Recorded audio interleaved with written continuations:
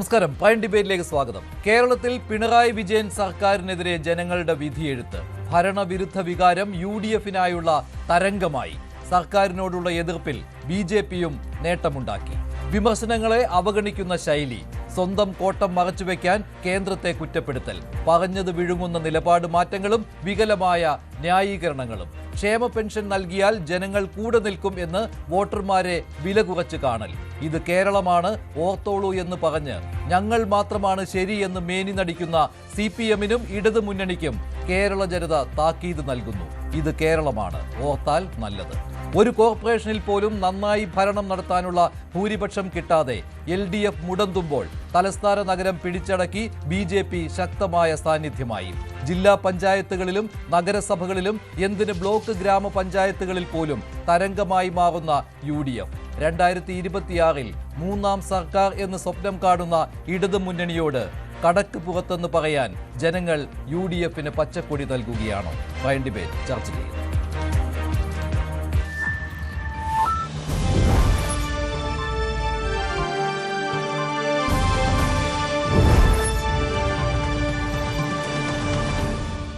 തദ്ദേശ ഭരണ സ്ഥാപനങ്ങളിലേക്കുള്ള തെരഞ്ഞെടുപ്പിൽ വൻ മുന്നേറ്റമാണ് UDF നടത്തിയത്. പ്രതീക്ഷയ്ക്കും അപ്പുറത്തുള്ള പ്രകടനമാണ് UDF ഈ തെരഞ്ഞെടുപ്പിൽ കാഴ്ചവെച്ചിരിക്കുന്നത്.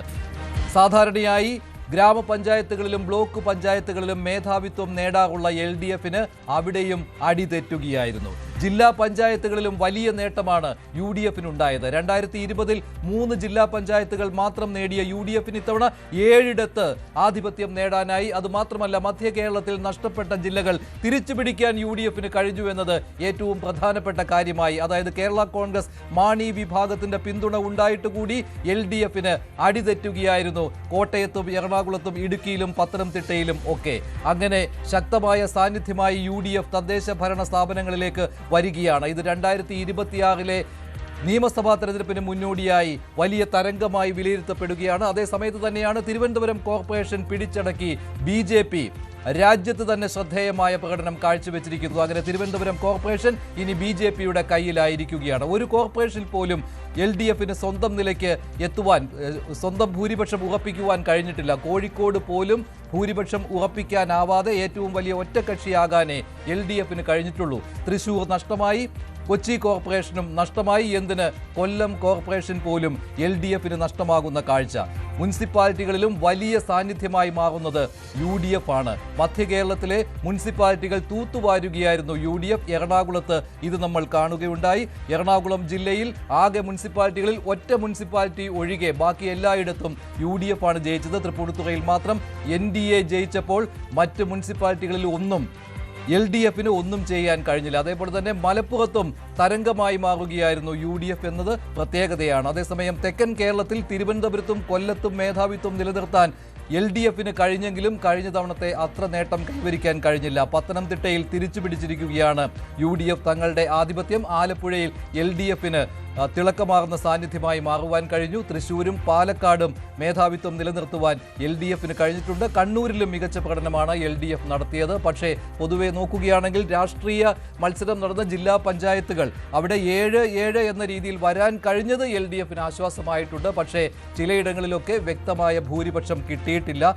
മെജോറിറ്റി നമ്പറിലേക്ക് ചില ജില്ലാ പഞ്ചായത്തുകളിൽ എത്തിയിട്ടില്ല എന്നതും ശ്രദ്ധേയമാണ്. തിരുവനന്തപുരത്ത് കൃത്യം ഭൂരിപക്ഷം നേടുവാനേ ജില്ലാ പഞ്ചായത്തിൽ ഇടതുമുന്നണിക്ക് കഴിഞ്ഞിട്ടുള്ളൂ എന്നതും പ്രത്യേകതയാണ്. ഇനി അങ്ങോട്ട് പല രാഷ്ട്രീയ ചർച്ചകളും നടക്കും. പല തദ്ദേശ ഭരണ സ്ഥാപനങ്ങളിലും കാലുമാറ്റങ്ങൾ ഉണ്ടാകും. അവിടെ ഭരണം പിടിക്കുന്നതിന് വേണ്ടി ചില കൂട്ടുകെട്ടുകൾ ഒക്കെ ഉണ്ടാകും. BJP-യിലെ ഭരണത്തിൽ നിന്ന് അകറ്റി നിർത്തുവാനായിട്ട് LDF-ഉം UDF-ഉം ചേർന്ന് ഭരിക്കുമോ ചില തദ്ദേശ ഭരണ സ്ഥാപനങ്ങൾ? എങ്കിലും ഇങ്ങനെ ഒട്ടേറെ ചോദ്യങ്ങൾ അവശേഷിക്കുകയാണ്. പക്ഷേ എല്ലാത്തിനും ഉപരിയായി UDF-ന്റെ ഒരു തരംഗമായിട്ട് തന്നെ ഈ തദ്ദേശ തെരഞ്ഞെടുപ്പ് ഫലത്തെ കാണുകയാണ്. ഇപ്പോൾ ശ്രീ മോഹൻ വർഗീസ്, ശ്രീ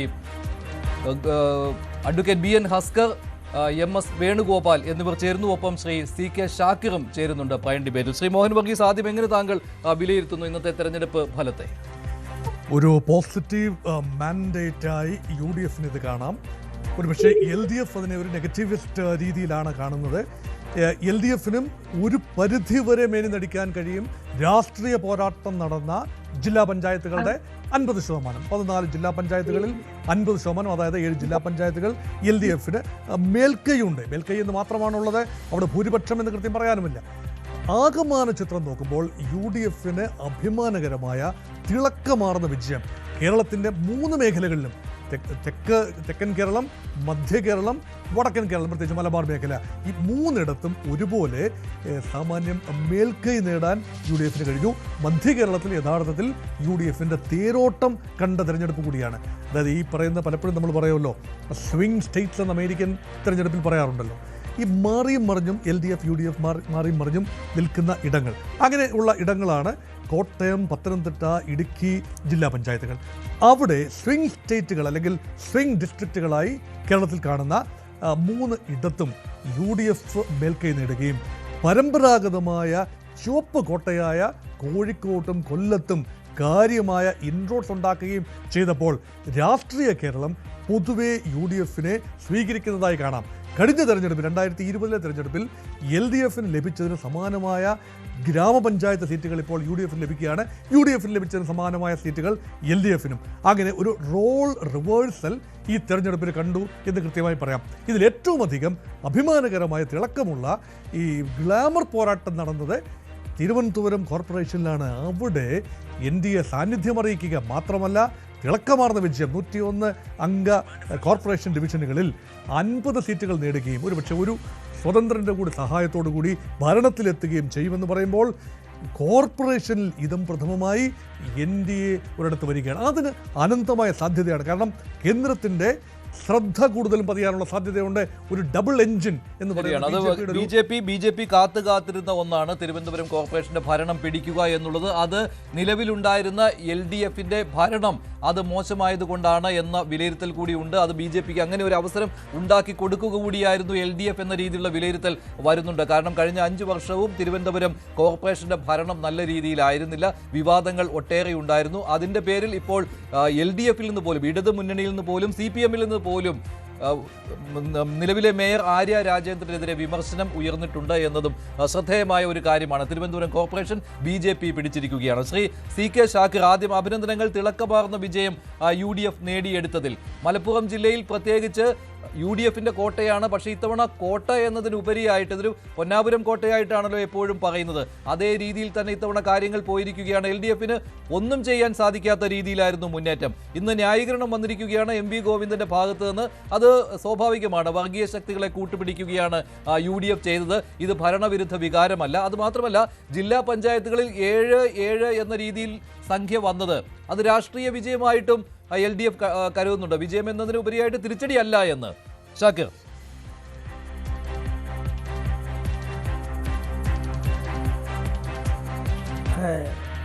മലപ്പുറം ജില്ലയിൽ 33 ജില്ലാ പഞ്ചായത്ത് ഡിവിഷനുകളിൽ പേരിന് പോലും ഒന്നില്ലാതെ അതിദയനീയമായി ഇടതുപക്ഷ ജനാധിപത്യ മുന്നണി പരാജയപ്പെട്ടതിൻ്റെ പരിപൂർണമായ ക്രെഡിറ്റ് പിണറായി വിജയനും വെള്ളാപ്പള്ളി നടേശനും ഞങ്ങൾ നൽകുകയാണ്.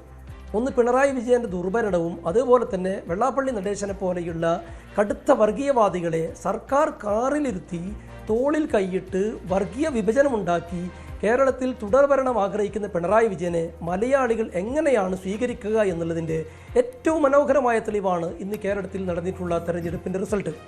നിങ്ങൾ 7 എന്ന് ജില്ലാ പഞ്ചായത്ത് പറഞ്ഞതിന് ചെറുതാക്കല്ലേ. 11 ജില്ലാ പഞ്ചായത്ത് ഭരിച്ചുകൊണ്ടിരിക്കുന്ന CPM ഇപ്പോൾ 7 ജില്ലാ പഞ്ചായത്തുകളിലേക്കാണ് അവർക്ക് ഭരിക്കാൻ അർഹതയുണ്ടായിട്ടുള്ളത്. അതിൽ തന്നെ ഒരു ജില്ലയിൽ 1 സീറ്റിൻ്റെ മെജോറിറ്റിയാണുള്ളത്. തിരുവനന്തപുരത്ത് 2 സീറ്റിൻ്റെ മെജോറിറ്റിയാണുള്ളത്. എന്നാൽ UDF ജയിച്ചിട്ടുള്ള 7 ജില്ലാ പഞ്ചായത്തിൽ നിന്ന് നോക്കുക. മലപ്പുറത്ത് 33-ൽ 0 LDFന്, വയനാട്ടിൽ 15-ൽ 2. അങ്ങനെ നിങ്ങൾ എറണാകുളത്ത് നിങ്ങൾ നോക്കുക. അതുപോലെ മറ്റ് ജില്ലകളിലൊക്കെ UDF വലിയ മേൽക്കൈ നേടിയിട്ടുണ്ട്. അതുപോലെ കോർപ്പറേഷനുകളിൽ 5 കോർപ്പറേഷനുകൾ നിലവിൽ LDFൻ്റെ കൈവശമായിരുന്നു. ആ 5 കോർപ്പറേഷനുകളിൽ 4 UDF പക്ഷത്തേക്ക് പോന്നു.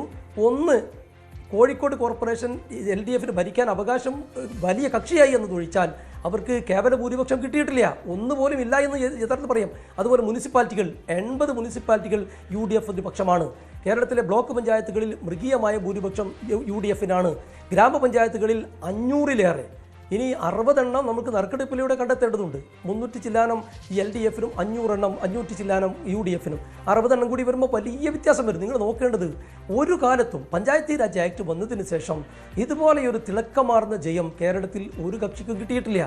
അത് ഇപ്പോൾ നിങ്ങൾ BJP-യുടെ തിരുവനന്തപുരം കോർപ്പറേഷനിലെ വിജയത്തെ ചൂണ്ടിക്കാണിച്ചുകൊണ്ട് BJP-ക്ക് വലിയ വളർച്ച എന്ന് നിങ്ങൾ പറയുകയാണെങ്കിൽ ആ വളർച്ചയെ നിങ്ങൾ പാലക്കാട് കൂടി കമ്പയർ ചെയ്യേണ്ടതുണ്ട്. പാലക്കാട് നഗരസഭയിൽ 28 സീറ്റുണ്ടായിരുന്ന BJP 25ലേക്ക് ചുരുങ്ങിയിരിക്കുകയാണ്. അപ്പോൾ അതുകൊണ്ട് ഈ രീതിയിൽ വലിയ മുന്നേറ്റമാണ് കേരളത്തിൽ ഐക്യജനാധിപത്യ മുന്നണിക്കുണ്ടായത്. പ്രത്യേകിച്ച് മലബാറിൽ മാത്രമല്ല. MP ഗോവിന്ദൻ ഇതിനെ നിസ്സാരമായി കാണണ്ട. ജാള്യത മറക്കാൻ എപ്പോഴും അവർ പറയാറുള്ളത് വർഗീയ ആരോപണമാണ്. നിങ്ങൾക്കറിയാലോ, ഇവിടെ CPM പലപ്പോഴും വർഗീയ കക്ഷികളുമായി കൂട്ടുപിടിച്ചിട്ടുണ്ട്. ഇപ്പോൾ മുസ്ലിം ലീഗിനെ സംബന്ധിച്ചിടത്തോളം 2760 സീറ്റാണ് കേരളത്തിൽ മുസ്ലിം ലീഗിന് സ്വന്തമായി ഈ തെരഞ്ഞെടുപ്പിൽ കിട്ടിയിട്ടുള്ളത്, UDF-ന്റെ പക്ഷത്ത് നിന്നുകൊണ്ട്. അത് 2100-ൽ നിന്നാണ് 2760-ലേക്ക് ലീഗ് പോയിട്ടുള്ളത്.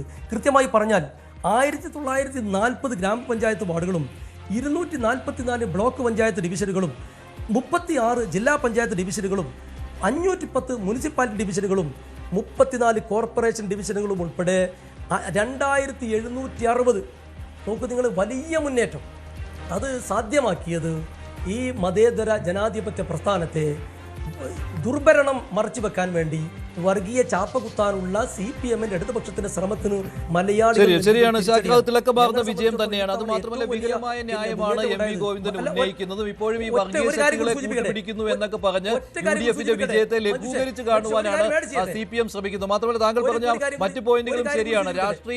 രാഷ്ട്രീയ നേട്ടം ഉണ്ടാകുന്നത് ജില്ലാ പഞ്ചായത്തുകളിലാണല്ലോ. അവിടെ 7-7 സമനില എന്ന് പറയുമ്പോൾ ശരിയാണ്, ആ സമനിലയിലും ഒരു പ്രശ്നമുണ്ട്. കാരണം കാസർഗോഡും അതുപോലെ തന്നെ കോഴിക്കോടും ഇല്ലേ, ഈ 2 ജില്ലാ പഞ്ചായത്തുകളിലും കേവല ഭൂരിപക്ഷത്തിലേക്ക് എത്തിയിട്ടില്ല. തിരുവനന്തപുരത്ത് കൃത്യം കേവല ഭൂരിപക്ഷമാണ്. പക്ഷേ UDF നേടിയ വിജയങ്ങൾ അങ്ങനെയല്ല. ജില്ലാ പഞ്ചായത്തുകളിൽ തിളക്കമാർന്ന വിജയങ്ങളാണ്. നേടിയ സ്ഥലങ്ങളിലെല്ലാം കൃത്യമായ മെജോറിറ്റി UDF-ന് കിട്ടിയിട്ടുമുണ്ട്. ഇപ്പോൾ ശ്രീ മനുപ്രസാദ് കൂടി ചേരുകയാണ്, യുവമോർച്ച സംസ്ഥാന അധ്യക്ഷൻ. ശ്രീ മനുപ്രസാദ്, തിരുവനന്തപുരം കോർപ്പറേഷനിലെ വിജയം അത്യുജ്വലമായ വിജയമാണ്, സംശയമില്ല. പക്ഷേ ഇവിടെ ഷാക്കിർ ചൂണ്ടിക്കാണിച്ച മറ്റു 2 കാരണങ്ങളുണ്ട്. BJP-യെ ഇങ്ങനെ വലിയ വിജയം നേടിയ ഒരു പാർട്ടിയായിട്ട് പറയരുത്. കാരണം പാലക്കാട് കേവല ഭൂരിപക്ഷത്തിലേക്ക് എത്തിയിട്ടില്ല, പന്തളം നഷ്ടപ്പെടുകയും ചെയ്തു. ശരിയാണ്, തൃപ്പൂണിത്തുറ മുനിസിപ്പാലിറ്റിയിൽ ഏറ്റവും വലിയ ഒറ്റ പാർട്ടിയായി മാറുവാൻ BJP-ക്ക് കഴിഞ്ഞിട്ടുണ്ട്. അതുമാത്രമല്ല, ഗ്രാമപഞ്ചായത്തുകളിൽ കഴിഞ്ഞ തവണത്തേക്കാൾ കൂടുതൽ ഗ്രാമപഞ്ചായത്തുകളിൽ മേധാവിത്വം നേടാൻ കഴിഞ്ഞിട്ടുണ്ട് എന്നത് ശരിയാണ്. പക്ഷേ ജില്ലാ പഞ്ചായത്തുകൾ നോക്കുകയാണെങ്കിൽ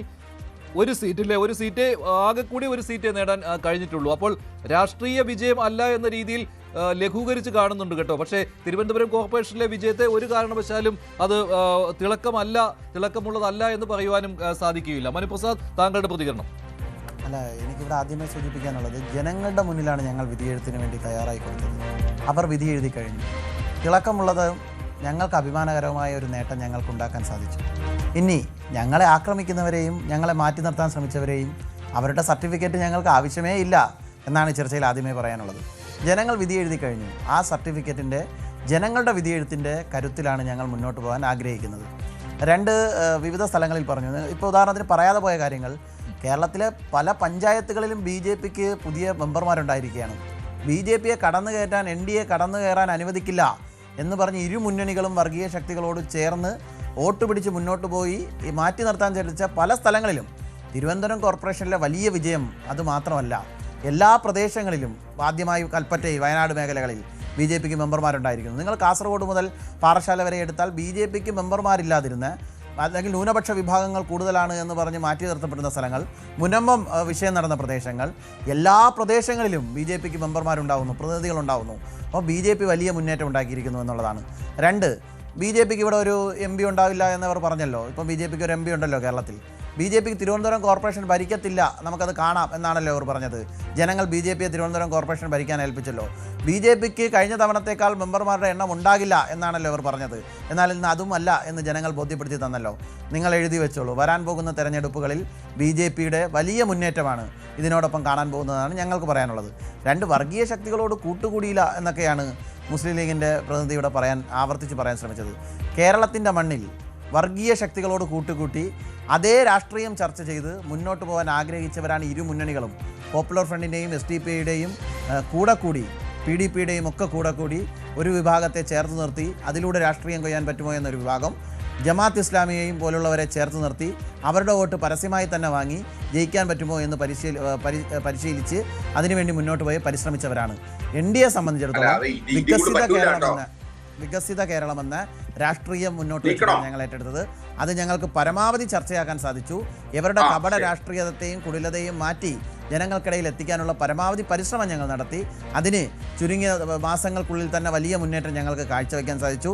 ഞങ്ങൾ ചിട്ടയായി പ്രവർത്തിച്ചതിന്റെ ഭാഗമായിട്ട് കിട്ടിയ റിസൾട്ടാണ് ജനങ്ങളുടെ. ശരി, താങ്കൾ പറഞ്ഞത് ഗ്രാമപഞ്ചായത്തുകളിൽ പലയിടങ്ങളിലും ഇതുവരെ അക്കൗണ്ട് തുറക്കാത്ത സ്ഥലങ്ങളിൽ എത്തുവാൻ BJPക്ക് കഴിഞ്ഞിട്ടുണ്ട് എന്നാണ്. അത് ശരിയുമാണ് കേട്ടോ. ഇപ്പോൾ പരിശോധിക്കുമ്പോൾ അത് ശരിയാണ്. അത് മാത്രമല്ല, തിരുവനന്തപുരം ജില്ലയിൽ ഗ്രാമപഞ്ചായത്തുകളിൽ ഈ ആകെ വാർഡുകൾ നോക്കുമ്പോൾ 1000-ൽ കൂടുതൽ 1447 അല്ലേ, 1447 വാർഡുകളിൽ ജയിക്കുവാൻ, വാർഡുകളാണ് പറഞ്ഞത്, അതായത് 1447 അംഗങ്ങൾ BJPക്ക് ഉണ്ട്, NDAക്ക് ഉണ്ട് എന്നുള്ളതാണ്. അത് തെക്കൻ കേരളത്തിൽ നോക്കുമ്പോൾ കേരളത്തിൽ മൊത്തമായിട്ട് 1447, അതിൽ തിരുവനന്തപുരത്ത് മാത്രം നോക്കുമ്പോൾ 229, കൊല്ലത്ത് 170, അങ്ങനെ പത്തനംതിട്ടയിൽ 142, ആലപ്പുഴയിൽ 196, കേരളത്തിലാകെ 1447. ഇതിൽ ഏറ്റവും കുറവ് എന്ന് പറയുവാനുള്ളത് മലപ്പുറത്ത് പോലും 16 അല്ലേ, 16 അംഗങ്ങളെ BJPക്ക് ഉണ്ട്. കോഴിക്കോട് 23 ഉണ്ട്, വയനാട് 18 ഉണ്ട്, കണ്ണൂർ 35 ഉണ്ട്, കാസർഗോഡ് 41 ഉണ്ട്. അങ്ങനെ പലയിടത്തും ചിലയിടങ്ങളിൽ കാസർഗോഡ് 109 ഉണ്ട്. കാസർഗോഡ് കൂടുതലാണ്, 109. പാലക്കാട് 146, തൃശ്ശൂർ 171, എറണാകുളത്ത് 232 പോയിട്ടുണ്ട് അല്ലേ. കുറച്ച് കൂടുതൽ അംഗങ്ങൾ ഉണ്ട് BJPക്ക് അല്ലേ. അങ്ങനെ എന്തായാലും BJPക്ക് താങ്കൾ പറഞ്ഞ കണക്ക് ശരിയാണ്. BJPക്ക് ഇതുവരെ അംഗങ്ങൾ ഇല്ലാതിരുന്ന പഞ്ചായത്തുകളിൽ പോലും എത്തുവാൻ കഴിഞ്ഞിട്ടുണ്ട് എന്നുള്ളത് നേട്ടമാണ്. തിരുവനന്തപുരം കോർപ്പറേഷനിലെയും നേട്ടമാണ്. പക്ഷെ ഞാൻ നേരത്തെ ചോദിച്ചത്, ഈ ഉണ്ടായിരുന്ന പന്തളം നഷ്ടപ്പെട്ടു, പാലക്കാടും നിങ്ങൾക്ക് നേട്ടമുണ്ടാക്കാൻ കഴിഞ്ഞില്ല എന്നാണ് ഇപ്പോഴത്തെ സ്ഥിതി വെച്ച് നോക്കുന്നത്. ചിലപ്പോൾ ഭരണത്തിലേക്ക് എത്താൻ കഴിയുമായിരിക്കും. അതുപോലെ തന്നെ രാഷ്ട്രീയ മത്സരം നടന്ന ജില്ലാ പഞ്ചായത്തുകളിലേക്ക് സാന്നിധ്യം അറിയിക്കാൻ കഴിഞ്ഞിട്ടില്ല, ഇതുമുണ്ട്. അത് അതിന്റെ വോട്ട് കണക്കുകൾ ഇനി വരാനിരിക്കുന്നതേ ഉള്ളൂ. ശരി, ഞാൻ കുറച്ച് കാണിച്ചതല്ല. BJP തിളക്കം തന്നെയാണ് BJP കഴിഞ്ഞ തെരഞ്ഞെടുപ്പുമായി താരതമ്യം ചെയ്യുമ്പോൾ. അഡ്വക്കേറ്റ് BN ഹസ്കർ കൂടിയുണ്ട്. ഹസ്കർ നഷ്ടപ്പെട്ടത് മുഴുവനും LDFനാണ്. അത് പല കാരണങ്ങളുണ്ട്. ഭരണവിരുദ്ധ വികാരം എന്നുള്ളത് ഒന്നാമത്തെ കാരണമാണ്. പക്ഷേ അത് അംഗീകരിക്കുവാൻ തയ്യാറായിട്ടില്ല ഇപ്പോഴും.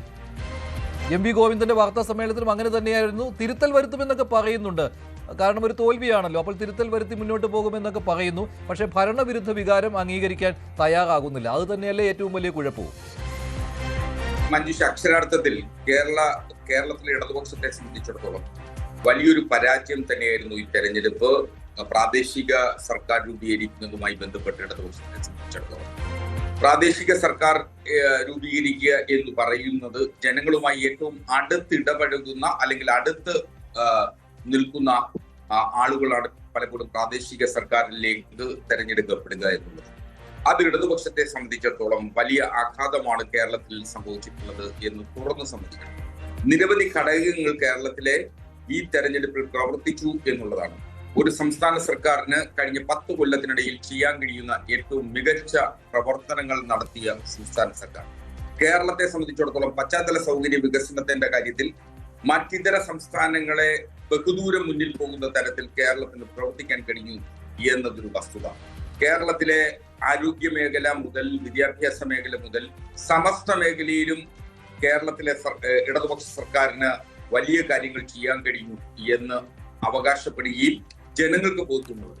സാമൂഹ്യ ക്ഷേമ മേഖലകളിൽ കേരളം കൈവരിച്ചിട്ടുള്ള നേട്ടങ്ങൾ മറ്റൊരു സംസ്ഥാനത്തിനും അവകാശപ്പെടാനില്ലാത്തത്. പക്ഷെ എന്തുകൊണ്ട് തോറ്റു എന്നതിന് എന്താണ് ഉത്തരം? അഡ്വക്കേറ്റ് BN ഹസ്കർ, ഇത്രയും വലിയ തോൽവി ഒരു ചെറിയ രീതിയിലായിരുന്നുവെങ്കിൽ കുഴപ്പമുണ്ടായിരുന്നില്ല. ഇത്രയും വലിയ തോൽവി, അതും തദ്ദേശഭരണ തെരഞ്ഞെടുപ്പുകൾ എന്ന് പറയുമ്പോൾ പൊതുവേ അത് LDFന് അനുകൂലമായിട്ടാണ് വരാറുള്ളത്. ഈ സമീപകാലത്ത് 2010 ചില മാറ്റങ്ങൾ ഉണ്ടായിരുന്നു. പക്ഷേ പൊതുവെ അങ്ങനെയല്ല. തദ്ദേശഭരണ തെരഞ്ഞെടുപ്പുകൾ LDFന് ആധിപത്യം നേടാവുന്നതാണ്. പക്ഷേ ഇത്തവണ അങ്ങനെ ആയില്ല എന്ന് മാത്രമല്ല, വൻ തോൽവിയിലേക്ക് പോവുകയും ചെയ്തു.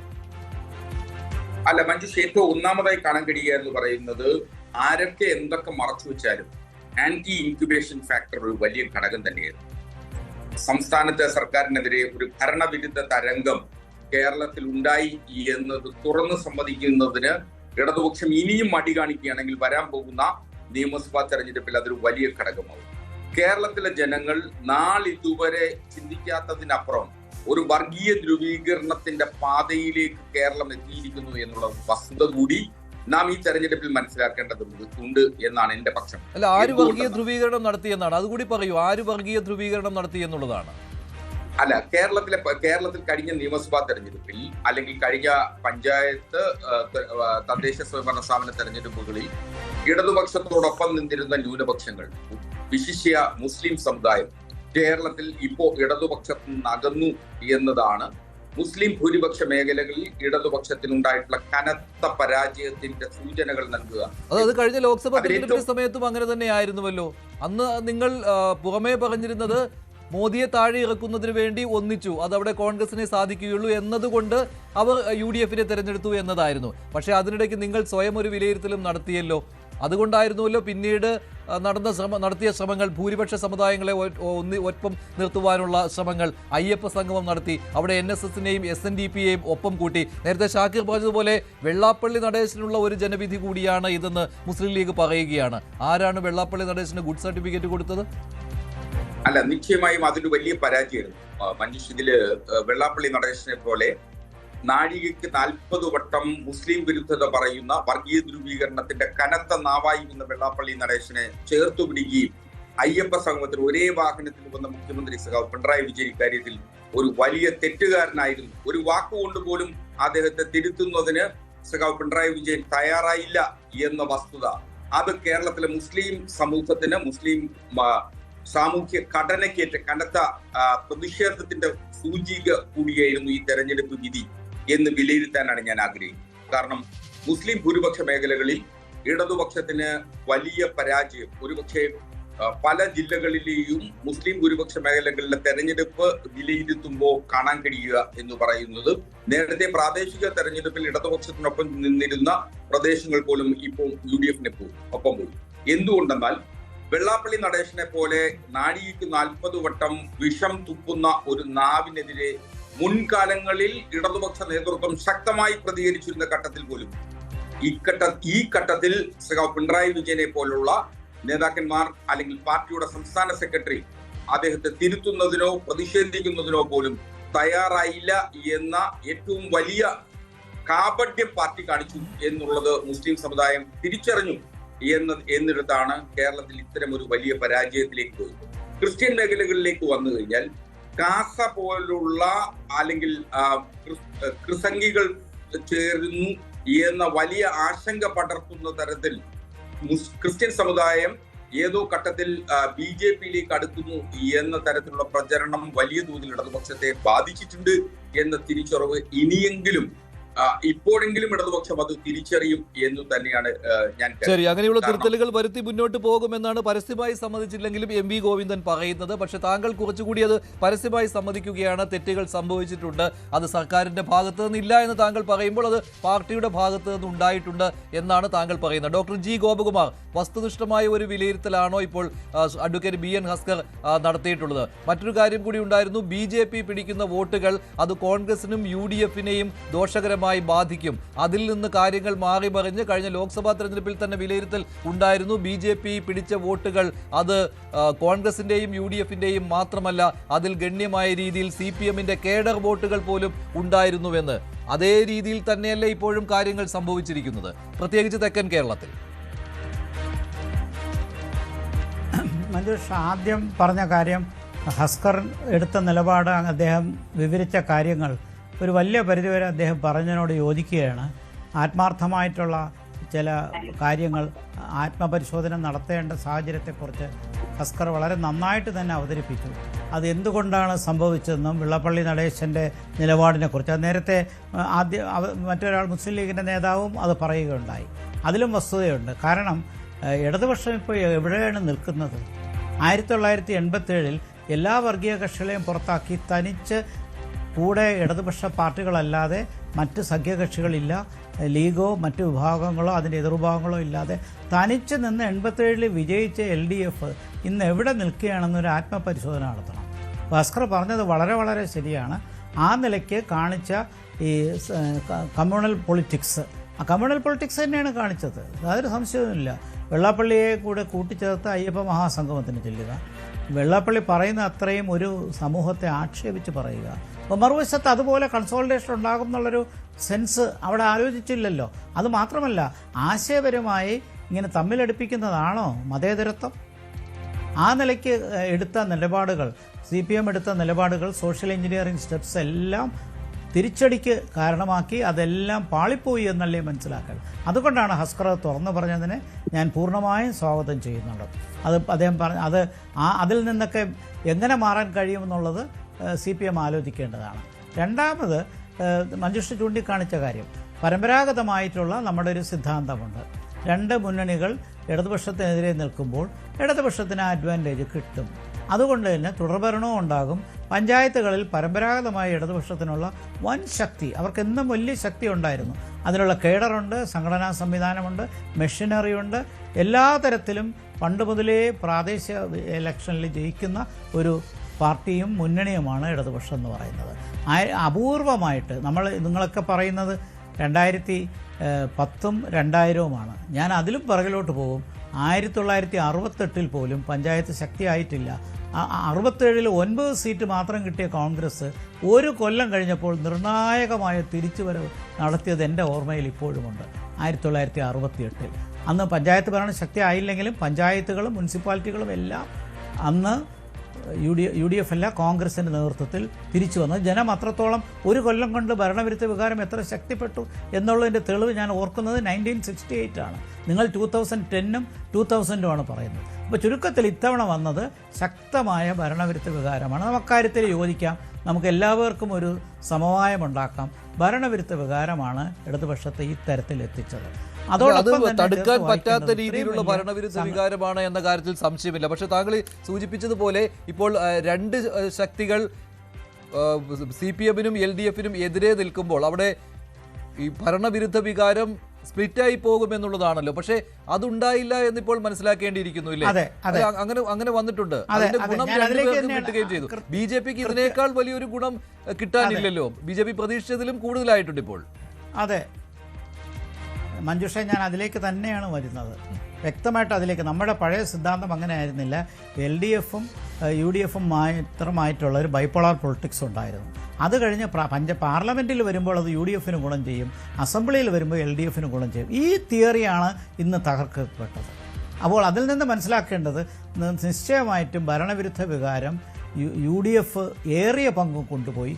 ഒരു ചെറിയ പങ്ക് തീർച്ചയായിട്ടും NDAക്ക് കിട്ടി. അതിൻ്റെ ഫലമാണ് NDA തിരുവനന്തപുരത്ത് നടത്തിയ നിർണായകമായ ഉജ്ജ്വലമായ വിജയം തന്നെ എന്ന് പറയാം. അതോടൊപ്പം അവർക്ക് തൃപ്പൂണിത്തുറ പുതുതായിട്ട് കിട്ടിയിട്ടുണ്ട്, പാലക്കാട് നിലനിർത്താൻ കഴിഞ്ഞു, കോഴിക്കോട് 10 സീറ്റ് കോർപ്പറേഷനിൽ കിട്ടി, കൊല്ലത്ത് കിട്ടിയിട്ടുണ്ട് 6 സീറ്റോളം കിട്ടി.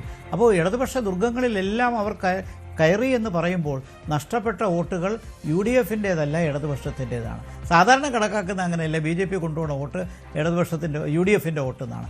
ആ കണക്ക് ഇത്തവണ മാറി. അതിൻ്റെ കാരണം വ്യക്തമായിട്ട് ഭരണവിരുദ്ധ വികാരം തന്നെയാണ്. അതിൽ UDFന് നേട്ടം കിട്ടിയതുപോലെ ഒരു ചെറിയ പങ്ക് NDAക്കും കിട്ടി. അതിൻ്റെ ഫലമായിട്ട് NDAയുടെ സീറ്റുകൾ വർദ്ധിച്ചു. താങ്കൾ കാണിച്ച കണക്കുകളൊക്കെ വളരെ വ്യക്തമാണ്. ഈ വാർഡുകളുടെ എണ്ണത്തിൽ കഴിഞ്ഞ തവണ നേടിയ വാർഡുകളിൽ നിന്ന് ഒരു 25% കൂടുതൽ NDA ഇത്തവണത്തെ വാർഡുകളിൽ നേടിയിട്ടുണ്ട്. അപ്പോൾ ആ നിലയ്ക്ക് UDFൻ്റെയും LDFൻ്റെയും ഒപ്പമെത്താൻ കഴിയുന്നില്ലെങ്കിലും മേഖലകളിൽ എല്ലായിടത്തും കുറേശ്ശെ വളരാൻ കഴിഞ്ഞു. അത് താങ്കൾ ചൂണ്ടിക്കാണിച്ചതുപോലെ കാസയുടെ പ്രവർത്തനവും ഒരു പരിധിവരെ ക്രൈസ്തവ വിഭാഗത്തിൻ്റെ NDAയുടെ അടുത്തുള്ള താല്പര്യവും ഇതെല്ലാം അതിന് കാരണമാക്കി. അപ്പോൾ എന്തായാലും ഈ ഇന്നത്തെ വിധി അത് വ്യക്തമാക്കുന്നത് NDAക്ക് നേടിയ നേട്ടത്തിൻ്റെ പിറകിൽ ആൻറ്റി ഇൻകംബൻസി ഫാക്ടർ ഹെൽപ്പ് ചെയ്തത് യാതൊരു സംശയമില്ല. അത് വന്നിരിക്കുന്നത് UDF എന്നല്ല, അത് LDFൽ നിന്നാണ്. വോട്ട് ഷെയറിൻ്റെ കണക്കുകൾ എനിക്ക് കിട്ടിയിട്ടുണ്ട്, ഞാനത് പൂർണ്ണമായിട്ടും പറയുന്നില്ല. പക്ഷേ വന്നിട്ടുണ്ടോ? എനിക്കത് കിട്ടിയിട്ടില്ല. അത് ഞാൻ സെർച്ച് ചെയ്തിരുന്നു. താങ്കൾക്ക് അത് കിട്ടിയിട്ടുണ്ടോ? അതിൻ്റെ ഒരു പ്രാഥമിക കണക്കുണ്ടോ? കിട്ടി. ഞാൻ അതെ ഉണ്ട്. കഴിഞ്ഞ തവണ ഞാനത് അയച്ചു തരാം. കഴിഞ്ഞ തവണത്തേക്കാൾ കഴിഞ്ഞ പഞ്ചായത്തിൽ മുനിസിപ്പാലിറ്റിയിൽ NDA നേടിയതിനേക്കാൾ 1.72% കൂടുതൽ അവർ നേടിയിട്ടുണ്ട് കഴിഞ്ഞ തവണത്തേക്കാൾ. അതോടൊപ്പം ലെഫ്റ്റിന് 1% കുറവ് വന്നിട്ടുണ്ട്. UDFന് നിർണായകമായൊരു ഷെയർ ഓഫ് വോട്ട് കഴിഞ്ഞാളത്തേക്കാൾ വലുതായിട്ട് കൂടിയിട്ടില്ല. പക്ഷേ ഈ രണ്ടിൻ്റെയും വ്യത്യാസത്തിനിടയിൽ LDF നഷ്ടം ഭീമമാണ്, UDF നേട്ടം വലുതാണ്. ആ കണക്ക് ഞാൻ അതിനിടയ്ക്കും സാർ ഒരു കാര്യം കൂടി, ഈ രാഷ്ട്രീയ പോരാട്ടം നടക്കുന്നത് എപ്പോഴും ജില്ലാ പഞ്ചായത്തിലേക്കാണ്. അങ്ങനെ ഒരു പൊതുധാരണയുണ്ടല്ലോ. അങ്ങനെ പറയുകയാണെങ്കിൽ 7-7 7 ജില്ലകളിൽ വീതം 2 മുന്നണിക്കും കിട്ടിയിട്ടുണ്ട്. പക്ഷേ കണക്കുകൾ നോക്കുമ്പോൾ വലിയ വിജയം നേടിയിട്ടുള്ളത് UDF ആണ്. അവർക്ക് കിട്ടിയ ജില്ലകളെല്ലാം വലിയ ഭൂരിപക്ഷത്തിലാണ്. പക്ഷേ LDF അങ്ങനെയല്ല. ചിലയിടങ്ങളിൽ കഷ്ടിച്ച് കടന്നുകൂടുകയായിരുന്നു. ചില ജില്ലകളിൽ ഇനിയും അത് ഭരണത്തിൽ എത്തുമോ എന്ന് ഉറപ്പിക്കാനും കഴിഞ്ഞിട്ടില്ല. അപ്പോൾ ഈ രാഷ്ട്രീയ പോരാട്ടത്തിൽ ചെറിയൊരു വ്യത്യാസം LDF തമ്മിൽ ഉള്ളൂ എന്ന് പറയാനാവുമോ, അതോ കോർപ്പറേഷനും മുനിസിപ്പാലിറ്റിയും എല്ലാം അതിന്റെ കൂടെ കൂട്ടണോ? അല്ല, നിശ്ചയമായിട്ട് സക്കീർ പറഞ്ഞത് കാര്യം വളരെ ശരിയാണ്. കാരണം ജില്ലാ പഞ്ചായത്തുകളിലും ബ്ലോക്ക് പഞ്ചായത്തിലും ഗ്രാമപഞ്ചായത്തിലും ഉണ്ടായിരുന്ന LDF അടിത്തറ എങ്ങോട്ട് പോയി എന്നുള്ളതാണ്. 507 എത്രയോ ഗ്രാമപഞ്ചായത്തുകളിൽ UDF കിട്ടി എന്നുള്ളത് വളരെ പ്രധാനമാണ്. അതേപോലെ ജില്ലാ പഞ്ചായത്തിൽ ഷക്കർ ചൂണ്ടിക്കാണിച്ച കാര്യം വളരെ ശരിയാണ്. കാരണം നിർണായകമായ സീറ്റുകളുടെ എണ്ണത്തിൽ ഏറ്റവും 7-7 എന്ന് പറയുന്നത് അത് യഥാർത്ഥത്തിലുള്ള ജില്ലാ പഞ്ചായത്തുകളുടെ ഈക്വൽ ഡിവിഷൻ അല്ല. അവിടെ അപ്രമാദിത്വം ഈ LDF നഷ്ടപ്പെട്ടു. ആ നേട്ടമെല്ലാം കൂടുതലും UDF ചെന്നിരിക്കുന്നു. അപ്പോൾ UDF വിജയം അത് സമ്പൂർണ്ണമായിട്ട് കേരളം ഒട്ടുക്കത് ഉണ്ടായിട്ടുണ്ട്. അതുകൊണ്ടാണ് 7-7 നമുക്ക് ഒന്നുകൂടി അത് സ്പ്ലിറ്റ് കണക്ക് വെച്ച് നോക്കുകയാണെങ്കിൽ ജില്ലാ പഞ്ചായത്തുകളിൽ ആകെ നോക്കുമ്പോൾ ആകെയുള്ള 346 ഡിവിഷനുകളിൽ 196 ഡിവിഷനുകളിൽ UDF ആണ്. LDF ആകട്ടെ 148 ഡിവിഷനിലാണ്. അതാണ് താങ്കൾ പറഞ്ഞത് 7-7 തന്നെ നമ്മൾ കോൺസെൻട്രേറ്റ് ചെയ്താൽ ശരിയാവുകയില്ല. ശരിയാണ്, എണ്ണം നോക്കുമ്പോൾ അങ്ങനെയാണ്. 148, 196 UDF വ്യക്തമായ മേധാവിത്വം ഇക്കാര്യത്തിൽ കിട്ടിയിട്ടുണ്ട്. ശ്രീ MS വേണുഗോപാൽ, താങ്കളുടെ ഒരു വിലയിരുത്തൽ എങ്ങനെയാണ്? ഇതൊരു ശക്തമായ ഭരണവിരുദ്ധ വികാരം കേരളത്തിൽ അലയടിക്കുന്നുണ്ട്. 6 മാസം മാത്രമേ നിയമസഭാ തെരഞ്ഞെടുപ്പിനുള്ളൂ. അപ്പോൾ അത് ഈ തരംഗം നീണ്ടു നിൽക്കുവാനുള്ള സാധ്യതയും ഉണ്ടെന്നാണ്. ഇത് അതിഭയങ്കരമായ ഒരു ഭരണവിരുദ്ധ വികാരമാണ് എന്ന് പറയേണ്ടിയിരിക്കുന്നു. ഇത് പെട്ടെന്നൊരു കറക്ഷൻ വളരെ ബുദ്ധിമുട്ടാണ്. ഒരു 2-3 മാസത്തിനകമുള്ളൊരു കറക്ഷൻ വളരെ ബുദ്ധിമുട്ടാണ്. ശ്രീ ഷാക്കിർ പറഞ്ഞതിനേക്കാൾ വലിയ ഒരു ദുരന്തത്തിലേക്കാണ് LDF പോയിരിക്കുന്നതെന്ന് എനിക്ക് തോന്നുന്നു. കാരണം സാധാരണഗതിയിൽ ലോക്കൽ സെൽഫ് ഗവൺമെൻറ്റുകളിലേക്കുള്ള തെരഞ്ഞെടുപ്പിൽ LDF മേൽക്കോയ്മ എല്ലാ തവണയും കിട്ടുന്നതാണ്. നേരിയ ഒരു മുൻതൂക്കമെങ്കിലും അവർക്ക് കിട്ടാതെ പോകാറില്ല.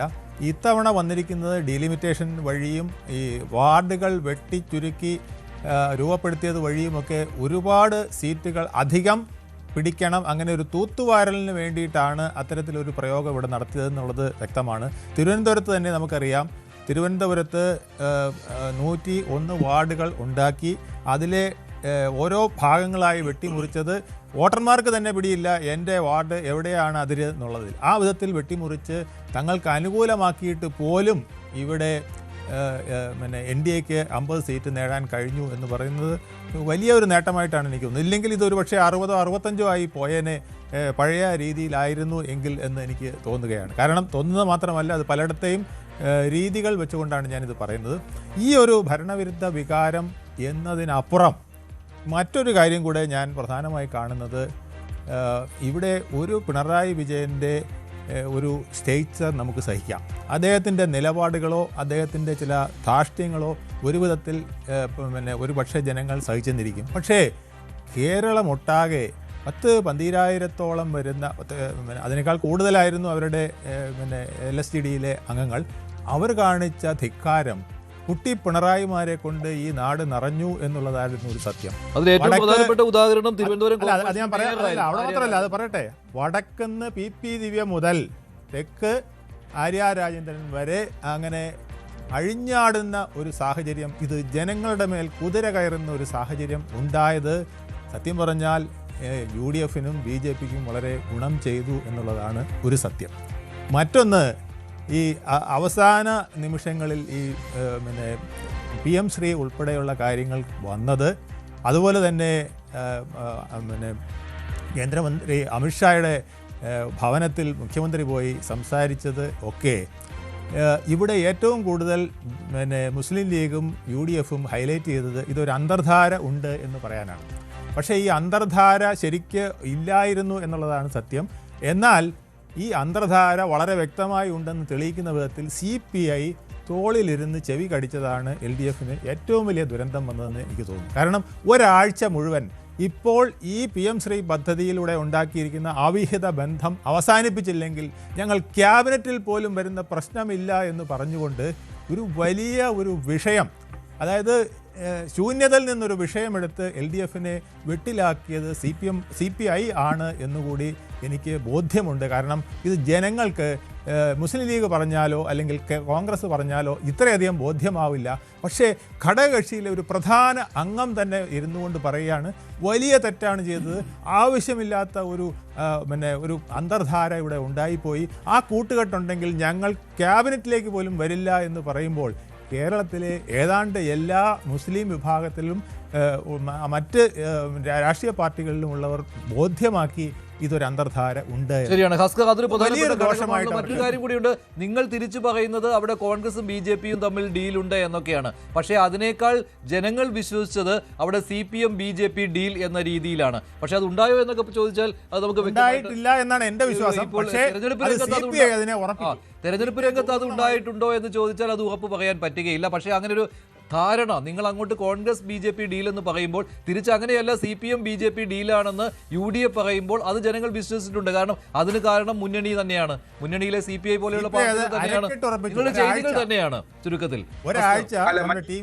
തുറന്ന് സമ്മതിക്കുകയാണെങ്കിൽ മഞ്ജുഷ, ഇതില് PM ശ്രീ വലിയൊരു ആഘാതമായി ഇടതുപക്ഷ ജനാധിപത്യ മുന്നണിയിൽ സംഭവിച്ചിട്ടുണ്ട് എന്നുള്ളതാണ്. PM ശ്രീയിലെ ആ പദ്ധതിയെ അനുകൂലിക്കുകയും ഒപ്പിടുകയും ചെയ്യുന്ന എന്ന് പറയുക ഇന്നലെ വരെ ഇടതുപക്ഷം എടുത്തിരുന്ന നിലപാടുകളെ നിഷേധിക്കുക കൂടുകയാണ്.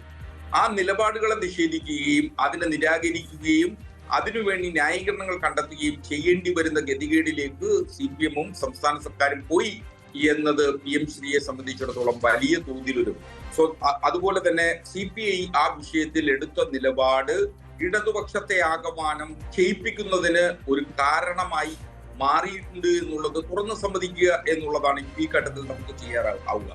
അതുപോലെ തന്നെ നമുക്ക് വിലയിരുത്തപ്പെടുമ്പോൾ ഈ കേരളത്തിലെ ഇടതുപക്ഷ നേതൃത്വ നിരകളിൽ താഴെത്തട്ടു മുതൽ സംസ്ഥാന തലം വരെ ഉണ്ടായിരുന്ന നേതാക്കന്മാരുടെ പ്രവൃത്തികൾ കൂടി പരിശോധിക്കപ്പെടേണ്ടത്.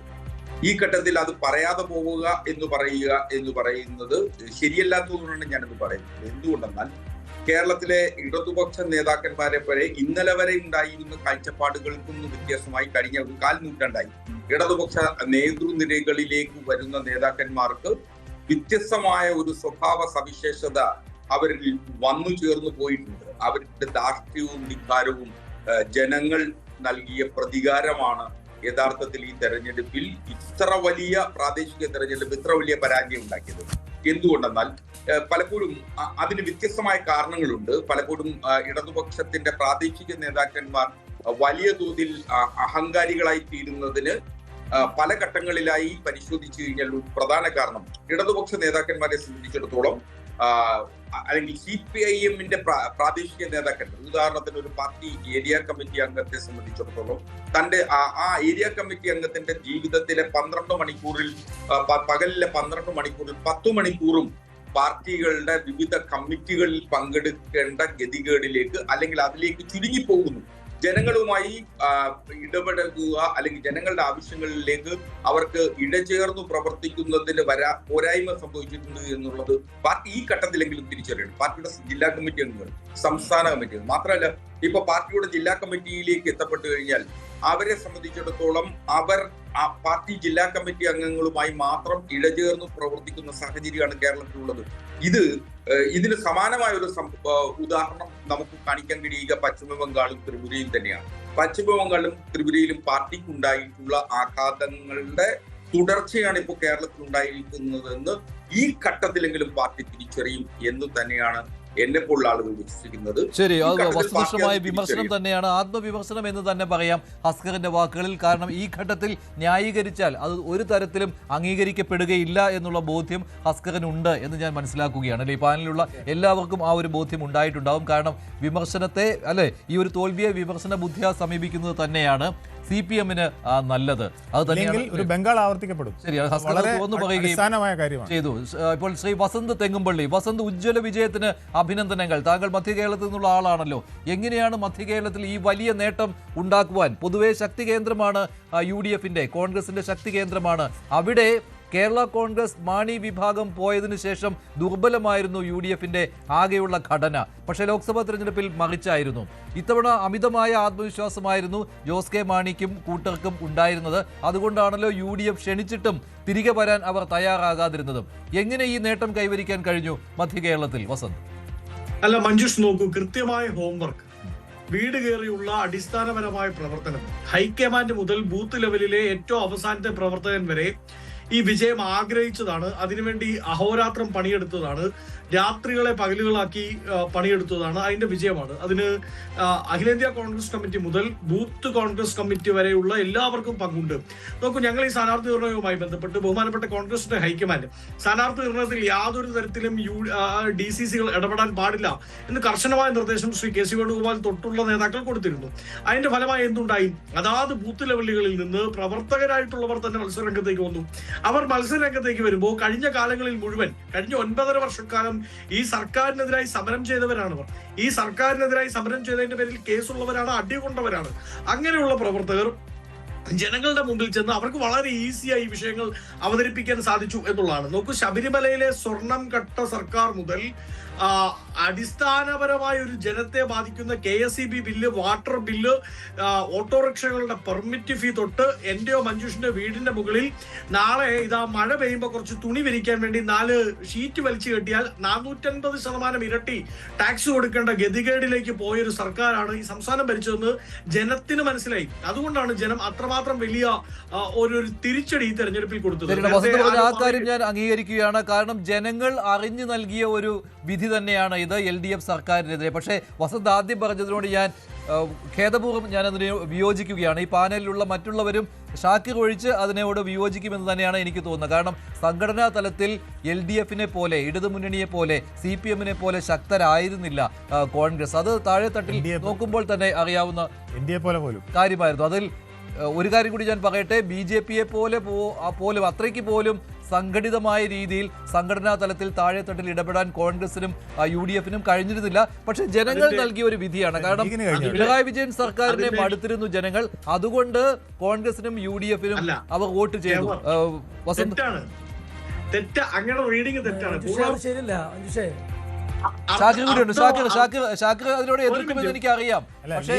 നന്നായിട്ട് പ്രവർത്തിച്ചു, അത് സത്യമാണ്. ലീഗിന്റെ പ്രവർത്തനം ഏതാണ്ട് കേട്ടോ. ലീഗ് പ്രവർത്തിച്ചു. നിങ്ങളുടെ വിജയത്തെ കുറിച്ച് കാണുകയല്ല ഷാക്കിർ. പക്ഷേ ജനങ്ങൾ നിങ്ങൾക്ക് ആ വിധി തന്നു. ശരി, ഒന്ന് ആഡ് ചെയ്തോട്ടെ. അതായത് അത് അർത്ഥസത്യം മാത്രമാണ്. ഇപ്പൊ എനിക്ക് പറഞ്ഞോട്ടെ, അങ്ങ് സംസാരിച്ചുകൊണ്ടിരുന്നപ്പോ ഇടപെട്ട് ആരോ പറഞ്ഞു ലീഗ് പ്രവർത്തിച്ചു എന്ന്. ലീഗ് എല്ലാ കാലത്തിലും ലീഗ് ഒരു കേഡർ സിസ്റ്റത്തിൽ തന്നെ പ്രവർത്തിക്കുന്ന ഒരു പാർട്ടിയാണ്. CPMഉം BJPയും എല്ലാം അങ്ങനെയാണ്. പക്ഷെ കോൺഗ്രസിനെ സംബന്ധിച്ച് അതൊരു ജനക്കൂട്ടമാണ്. എല്ലാ കാലത്തും 885 തൊട്ട് ഇതാ ഇന്ന് വരെ എല്ലാ കാലത്തും അതൊരു ജനക്കൂട്ടമാണ്.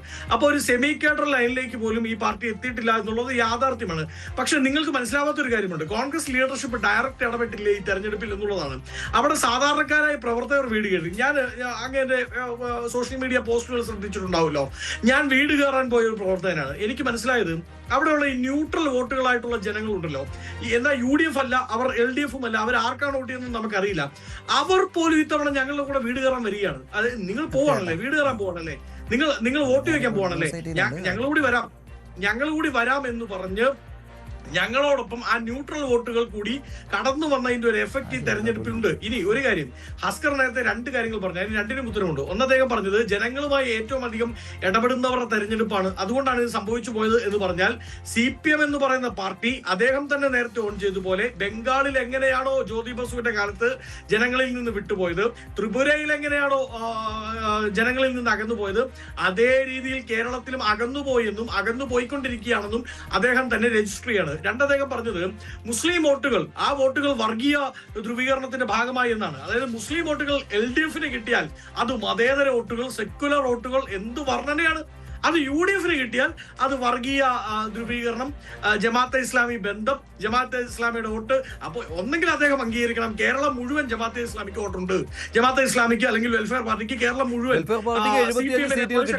താങ്കൾ ആ ഒരു ഉദ്ദേശത്തിൽ MP ഗോവിന്ദൻ അങ്ങനെ പറഞ്ഞിരുന്നു, വർഗീയ ശക്തികളുമായി കൂട്ടുകൂടിയെന്ന്. പക്ഷേ അല്ല, താങ്കൾ പക്ഷേ ബുദ്ധിയോട് കൂടിയാണല്ലോ സമീപിച്ചത്. ഹസ്കർ ഞാൻ ആ രീതിയിലല്ല ജമാഅത്തെ ഇസ്ലാമിയെ വിമർശിക്കുകയോ ജമാഅത്തെ ഇസ്ലാമിയുടെ രാഷ്ട്രീയത്തെ നിരാകരിക്കുകയോ ചെയ്യുന്നത് വ്യത്യസ്തമായ കാഴ്ചപ്പാടാണ്. മുസ്ലിം വോട്ടുകളിൽ ഇടതുപക്ഷത്തിന് 2020 ലഭിച്ചതിൽ നിന്ന് വ്യത്യസ്തമായി ഒരു മുന്നേറ്റം ഇടതുപക്ഷ മുസ്ലിം വോട്ടുകളിൽ സംഭവിച്ചിട്ടുണ്ട്. മുസ്ലിം വോട്ടുകൾ ഇടതുപക്ഷത്തിൽ നിന്ന് അകന്നു പോയിട്ടുണ്ട് എന്നുള്ളതാണ്. അത് ജമാഅത്തെ ഇസ്ലാമി ഒരു ഫാക്ടറേ അല്ല.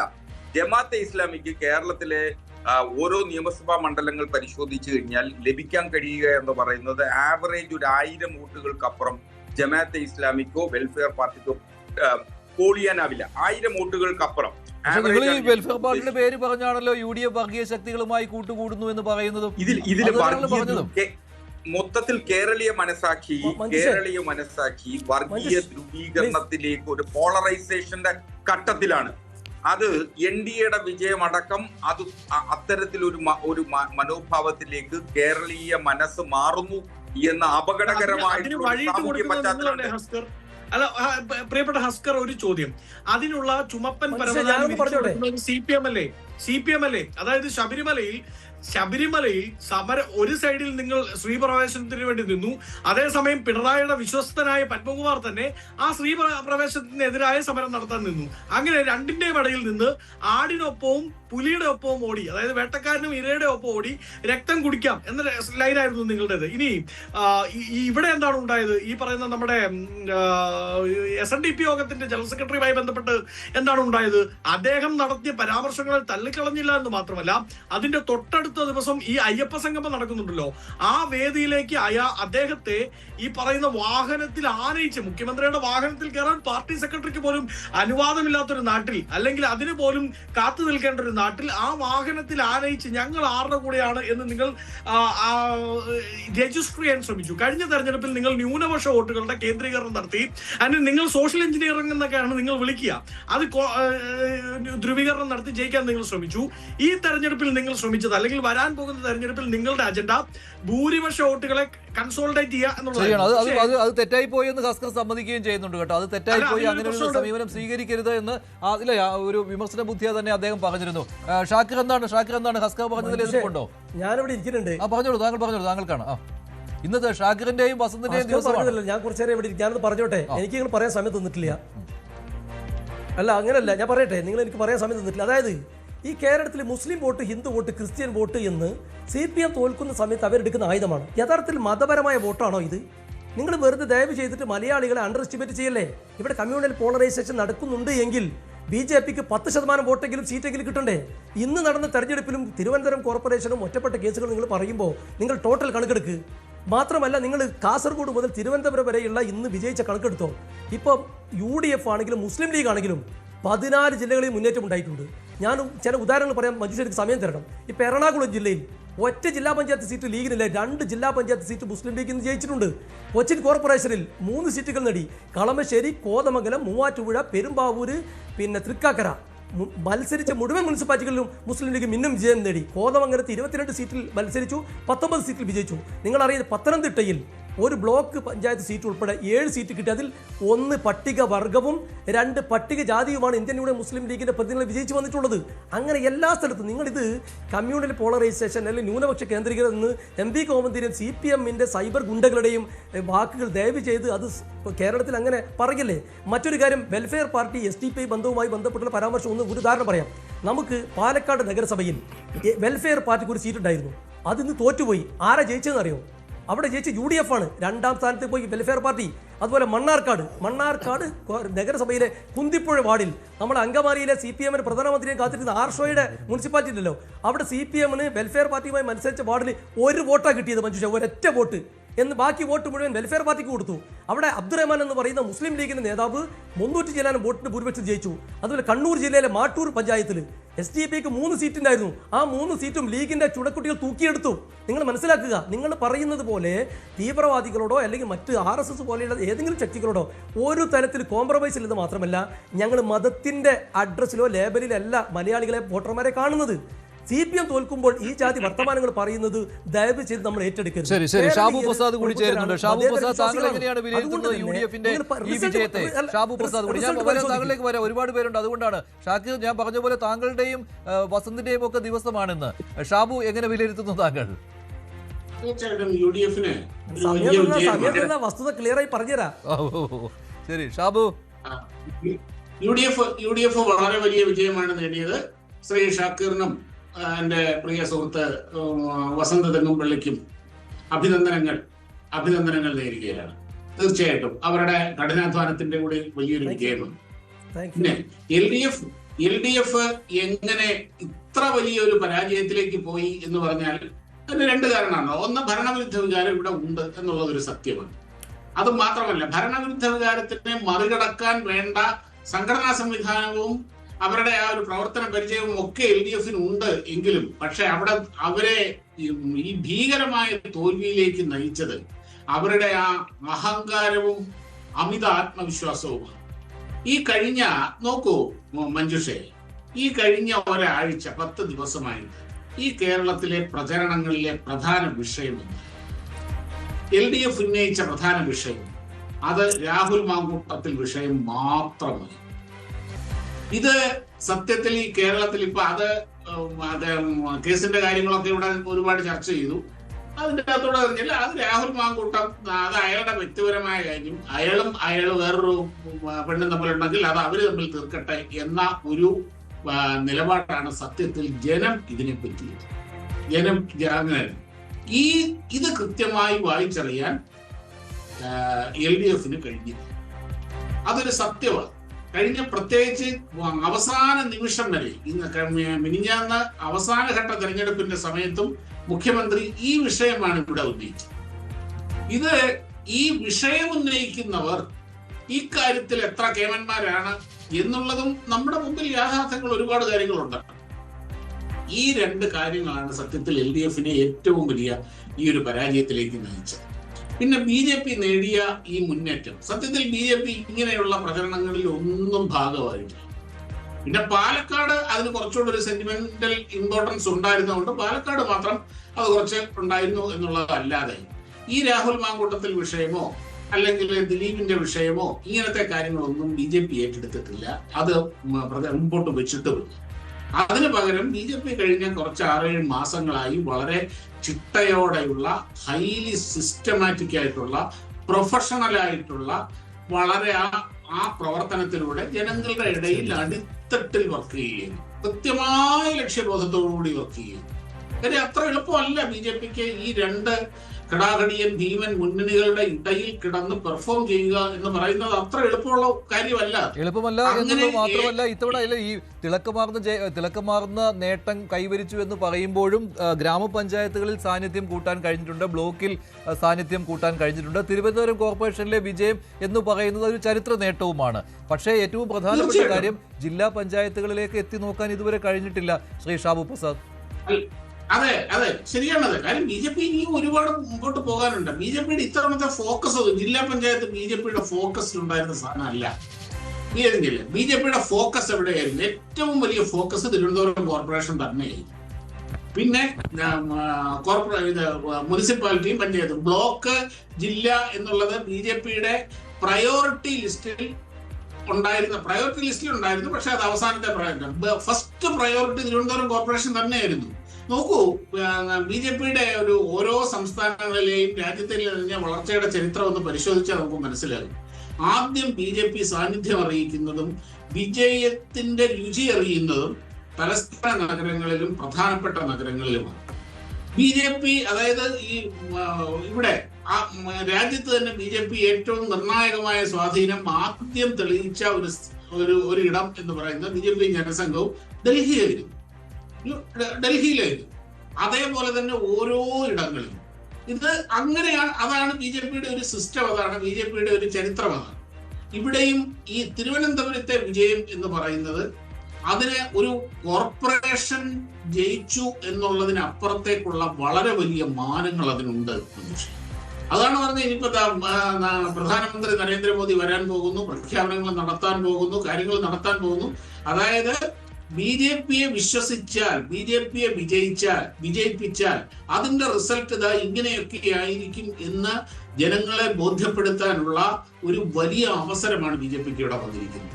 തീർച്ചയായിട്ടും ഈ 45 ദിവസത്തിനുള്ളിൽ പ്രധാനമന്ത്രി ഇവിടെ വരുമ്പോൾ വീണ്ടും അടുത്ത ഒരു 45 ദിവസത്തിനുള്ളിൽ ഇവിടെ അസംബ്ലി തെരഞ്ഞെടുപ്പ് നടക്കാൻ പോവാണ്. അതിൻ്റെ അകത്ത് തീർച്ചയായും അതിനുള്ള ഇമ്പാക്ട് അതിൽ ഉണ്ടാക്കാൻ കഴിയും. പിന്നെ ഇത്തവണത്തെ ഈ വിജയം UDF-ന്റെ ആധികാരികമായ വിജയം തന്നെയാണ്. ശരി ഹസ്കർ, മറുപടി താങ്കൾക്ക് കാണുമല്ലോ. BJP-യെ വിശ്വസിച്ചാൽ തിരിച്ചും അതിനുള്ള നേട്ടങ്ങൾ ജനങ്ങൾക്കുണ്ടാകും, ആ ഒരു സന്ദേശം നൽകുകയായിരുന്നുവെന്ന്. തിരുവനന്തപുരം കോർപ്പറേഷൻ അത്ഭുതങ്ങൾ കാണാൻ ഇരിക്കുന്നതേ ഉള്ളൂ എന്ന് കോർപ്പറേഷന് കീഴിൽ താമസിക്കുന്ന ജനങ്ങൾ.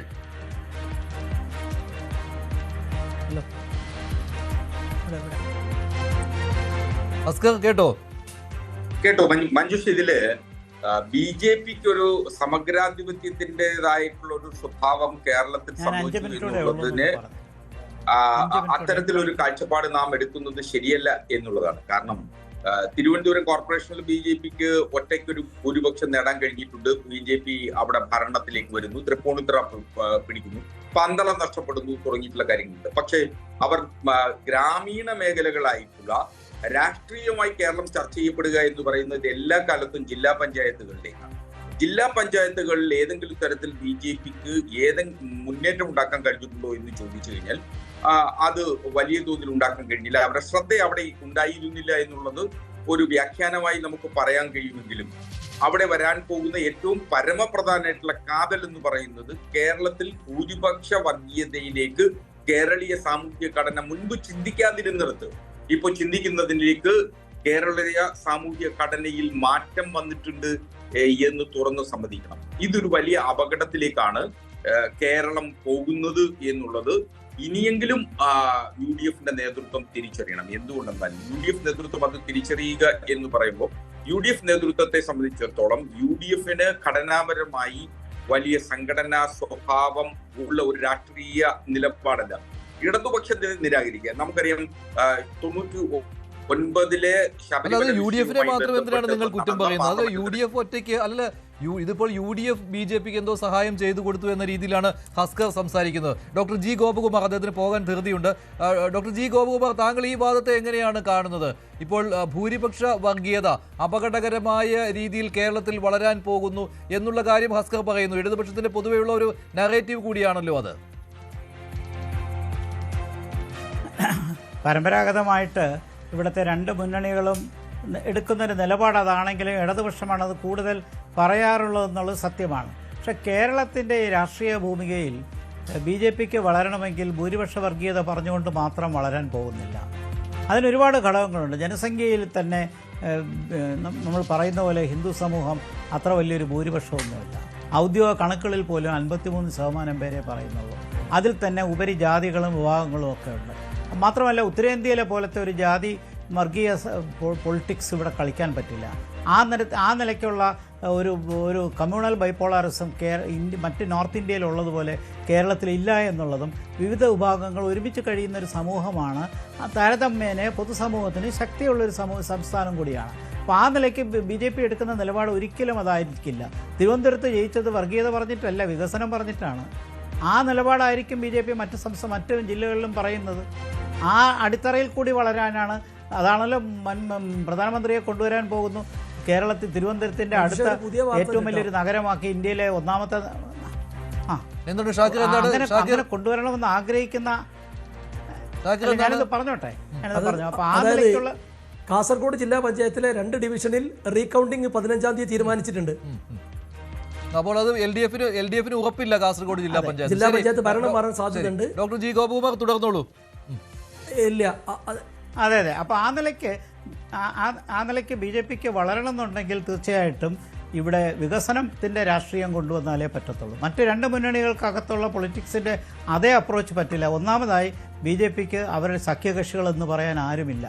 ഉള്ളത് നമുക്കറിയാം ആരൊക്കെയാണെന്നും അവരുടെ ദുർബലതകൾ എന്താണെന്നും. വളരെ നാരോ ആയിട്ടുള്ള ചെറിയ സഖ്യകക്ഷികളേ ഉള്ളൂ. NDA എന്ന് പറഞ്ഞാലും എല്ലായിടത്തും ജയിച്ചിരിക്കുന്ന BJP തന്നെയാണ്. BJP-യാണ് മത്സരിച്ചതും ജയിച്ചതും. അത്രേ ഉള്ളൂ. അതുപോലെ അതെ, ഇതൊക്കെ തോറ്റും പോയി. അതെ, ഹസ്കർ ചൂണ്ടിക്കാണിച്ച പോലെ ഗ്രാമീണ മേഖലയിൽ വളരണമെങ്കിൽ ആ ഗ്രാമീണ മേഖലയിലുള്ള പ്രവർത്തനത്തിലാണ്. അത് കഴിയില്ല എന്ന് പറയാൻ പറ്റില്ല. കാരണം എന്താണ്, CPM-നെ പോലെ ഒരു കേഡർ സംവിധാനമുള്ള ഒരു പാർട്ടിയാണ് BJP. അപ്പോൾ അതുകൊണ്ട് ആ നിലയ്ക്ക് കേരളത്തിൻ്റെ എമ്പാടും വളരാനുള്ള സാഹചര്യമുണ്ട്. പക്ഷെ അതൊരു മാസ് മൂവ്മെൻ്റ് ആക്കി എടുക്കണമെങ്കിൽ ഈ രാഷ്ട്രീയം കളിച്ചാൽ, ഉത്തരേന്ത്യയിലെ അതേ പൊളിറ്റിക്സ് ഇവിടെ കളിച്ചാൽ പറ്റില്ല. അപ്പോൾ ഇവിടെ വേണ്ടത് ഡെവലപ്മെൻ്റൽ പൊളിറ്റിക്സും വെൽഫെയറുമായിട്ട് ഓറിയൻറ്റഡ് ആയിട്ടുള്ള കാര്യങ്ങളാണ്. ആ നിലയ്ക്കുള്ള രാഷ്ട്രീയത്തിന് മാത്രമേ BJP-ക്ക് മുന്നോട്ട് കൊണ്ടുവരാൻ പറ്റുള്ളൂ. മാത്രമല്ല മറ്റു വിഭാഗങ്ങളിലെ ആൾക്കാരുടെ വിശ്വാസവും ഇതിനകത്ത് കൊണ്ടുവരണം. നമ്മൾ നേരത്തെ കാസയുടെ കാര്യമൊക്കെ പറഞ്ഞു. അപ്പോൾ മറ്റു വിഭാഗങ്ങളുടെ പിന്തുണയും കൂടെ കൂട്ടി വന്നാലേ ഈ മത്സരിക്കുന്ന മുന്നണികൾക്കോടൊപ്പം കൂടെ എത്താൻ കഴിയുള്ളൂ. ഇപ്പോൾ ഈ ശതമാനക്കണക്കനുസരിച്ച് നമുക്ക് നോക്കുമ്പോൾ BJP ഇപ്പോഴും 3-ാം സ്ഥാനത്ത് തന്നെയാണ്. പക്ഷേ 20% എത്തിക്കഴിഞ്ഞു എന്നുള്ളൊരു വലിയ നേട്ടമാണ്. പാർലമെൻറ്റിലും എത്തിക്കഴിഞ്ഞു. പക്ഷേ മറ്റു മുന്നണികളോടൊപ്പം എത്തണമെങ്കിൽ ഇനിയും BJP ഒരുപാട് മുന്നേറാനുണ്ട്. അതുകൊണ്ട് ഉത്തരേന്ത്യയിലെ അവിടെ ഉള്ളതുപോലെ ഗ്രാമീണ പശ്ചാത്തലമോ ചരിത്രത്തിൽ തന്നെ വർഗീയ സംഘടനകളോ ഉള്ള ഒരു സംസ്ഥാനമല്ല കേരളം. അപ്പോൾ മുമ്പ് കേരളത്തിലുണ്ടായിരുന്നത് കാസ്റ്റ് പൊളിറ്റിക്സ് ആണെങ്കിൽ ഇപ്പോൾ അത് കമ്മ്യൂണൽ പൊളിറ്റിക്സ് ആക്കാൻ പലരും ശ്രമിക്കുന്നുണ്ട്. അത് എല്ലാ മുന്നണികളിലും അതിൻ്റെ ആൾക്കാരുണ്ട്. പക്ഷേ അതേ അപ്രോച്ച് വച്ച് BJP-ക്ക് ആ നിലയ്ക്കൊരു ഫ്യൂച്ചർ ഉണ്ടാവില്ല. മറിച്ച് വികസനത്തിന്റെ രാഷ്ട്രീയത്തിലായിരിക്കും അത് കൂടുതൽ ഊന്നിയാൽ മാത്രമേ അതിന് എന്തെങ്കിലും ഫ്യൂച്ചർ. നന്ദി ഡോക്ടർ ജി ഗോപകുമാർ. രാജീവ് ചന്ദ്രശേഖറും അക്കാര്യം തന്നെയാണ് ഇന്ന് പറഞ്ഞത്. തിരുവനന്തപുരം കോർപ്പറേഷൻ പിടിച്ചതിന് ശേഷം അദ്ദേഹത്തിന്റെ വാക്കുകളും അത് തന്നെയായിരുന്നു. അതിലേക്കൊന്ന് പോയി വരാം. രാജീവ് ചന്ദ്രശേഖറിന്റെ ഇന്നത്തെ പ്രതികരണം. ഈ വിജയത്തിന് പിന്നിൽ വികസിത കേരളം, ടീം വികസിത കേരളം, ഓരോരോ സഹപ്രവർത്തകരുടെ അധ്വാനവും നമ്മുടെ ലീഡർഷിപ്പിന്റെ ഒരു കളക്റ്റീവ് ഒറ്റക്കെട്ടായിട്ട് പ്രവർത്തനം ആണ് ഇതിന്റെ പിന്നിൽ ഉള്ളത്. അവർക്കും ഞാൻ നന്ദി പറയുന്നു. BJP NDA മുമ്പോട്ട് വെച്ച വികസിത കേരളം ജനങ്ങൾ സ്വീകരിച്ചു. അതിന്റെ ഒരു റിസൾട്ടാണ് നമ്മൾ ഇന്ന് കാണുന്നത്. തിരുവനന്തപുരം കോർപ്പറേഷൻ, മുനിസിപ്പാലിറ്റീസ്, എത്രയോ ഗ്രാമപഞ്ചായത്ത് മുനിസിപ്പാലിറ്റീസിൽ നമ്മളുടെ ഒരു മുന്നേറ്റം, നമ്മളുടെ ഒരു ചാട്ടം, ഈ റിസൾട്ട് നമ്മളെല്ലാവരും കാണുന്നുണ്ട്. ഇനി ഈ ഒരു അനാലിസിസ് എല്ലാം കഴിഞ്ഞ് നമ്മൾ കൃത്യമായി നമുക്ക് കാണാൻ കഴിയും, ഒരു 20% മേലെ നമുക്ക് വോട്ട് കിട്ടിയിട്ടുണ്ട്. എത്രയോ ഗ്രാമപഞ്ചായത്തും ലോക്കൽ ബോഡിയിൽ നമ്മൾ ഒപ്പോസിഷനും അല്ലെങ്കിൽ നമ്മൾ ഭരിക്കുന്ന ഒരു സ്ഥിതിയിലാണ് BJP NDA എന്ന് ജനങ്ങൾ തീരുമാനിച്ചു. അപ്പോൾ ഇത് വികസിത കേരളം, വികസനം എന്ന കാഴ്ചപ്പാട് മുമ്പോട്ട് വെച്ച BJP NDA ജനങ്ങൾ സ്വീകരിക്കുന്നു. അതാണ് ഇതിന്റെ ഏറ്റവും പ്രധാനപ്പെട്ട ഒരു മെസ്സേജ്. ശരി, ഇപ്പോൾ ശ്രീ മനു പ്രസാദ്, ഇപ്പോൾ ഈ ഭൂരിപക്ഷ വർഗീയത അത് പരിപോഷിക്കുന്ന ഒന്നായി മാറുകയാണ് എന്നുള്ള വിമർശനം സ്വാഭാവികമായിട്ടും LDF-ഉം UDF-ഉം ഉന്നയിക്കുന്നു. അത് ഈ ചർച്ചയിലും കണ്ടു. അതിനുള്ള മറുപടി, തിരുവനന്തപുരം കോർപ്പറേഷനിലെ വിജയം അപകടകരമാണ് എന്ന് പറയുകയാണ് UDF-ഉം LDF-ഉം. തിരുവനന്തപുരം കോർപ്പറേഷനിലെ ജനങ്ങളെ വെല്ലുവിളിക്കുന്നതിന് തുല്യമാണ് ഈ പ്രസ്താവനകളെല്ലാം. ഇവിടെ ആരാണ് വർഗീയ ശക്തികളോട് കൂട്ടുകൂടിയത്? ഇവിടെ തൊട്ടു മുമ്പ് വെള്ളാപ്പള്ളി നടേശനെ കുറിച്ച് എന്തൊക്കെയാണ് വിളിച്ചു പറഞ്ഞത്? പലരും പറഞ്ഞത് അദ്ദേഹം അങ്ങനെ പറഞ്ഞു, ഇങ്ങനെ പറഞ്ഞു, വർഗീയത പറഞ്ഞു. ജമാഅത്ത് ഇസ്ലാമിയെ കുറിച്ച് പറയുമ്പോൾ അവരുടെ രാഷ്ട്രീയത്തെക്കുറിച്ച് ഞാൻ കൂടുതലൊന്നും പറയുന്നില്ല എന്നാണ് ഇവിടെ ചില ആളുകൾ സൂചിപ്പിച്ചത്. എന്താണ് ജമാഅത്ത് ഇസ്ലാമി മുന്നോട്ട് വെച്ച രാഷ്ട്രീയം? ഇസ്ലാമിക രാഷ്ട്രമായി ഈ ഭാരതത്തെ മാറ്റണം എന്നുള്ളതാണ് അവർ പ്രഖ്യാപിത ലക്ഷ്യമായി മുന്നോട്ട് വെച്ചിട്ടുള്ളത്. അതിൽ നിന്ന് ഒരു ഇഞ്ച് പിന്നോട്ട് പോയിട്ടില്ല എന്നുള്ളത് വ്യക്തവുമാണ്. അവരോട് പരസ്യമായി കൂട്ടുകൂടിയ ആളുകളാണ് ഈ പറയുന്ന കോൺഗ്രസ് പ്രത്യേകിച്ച്. അതോടൊപ്പം മുസ്ലിം ലീഗിൻ്റെ പ്രതി RSS വർഗീയത എന്നൊക്കെ പറഞ്ഞു. ഒരു മുസ്ലിം എന്ന് പറയുന്ന പേര് രാഷ്ട്രീയ പാർട്ടിയോട് ചേർത്ത് വെച്ച് മതം പറഞ്ഞ് വോട്ട് പിടിക്കുന്ന വിഭാഗം, മലപ്പുറം മേഖലകളിലെ ആരാണ് അവിടെ ഭൂരിപക്ഷം നമുക്കെല്ലാവർക്കും അറിയാം.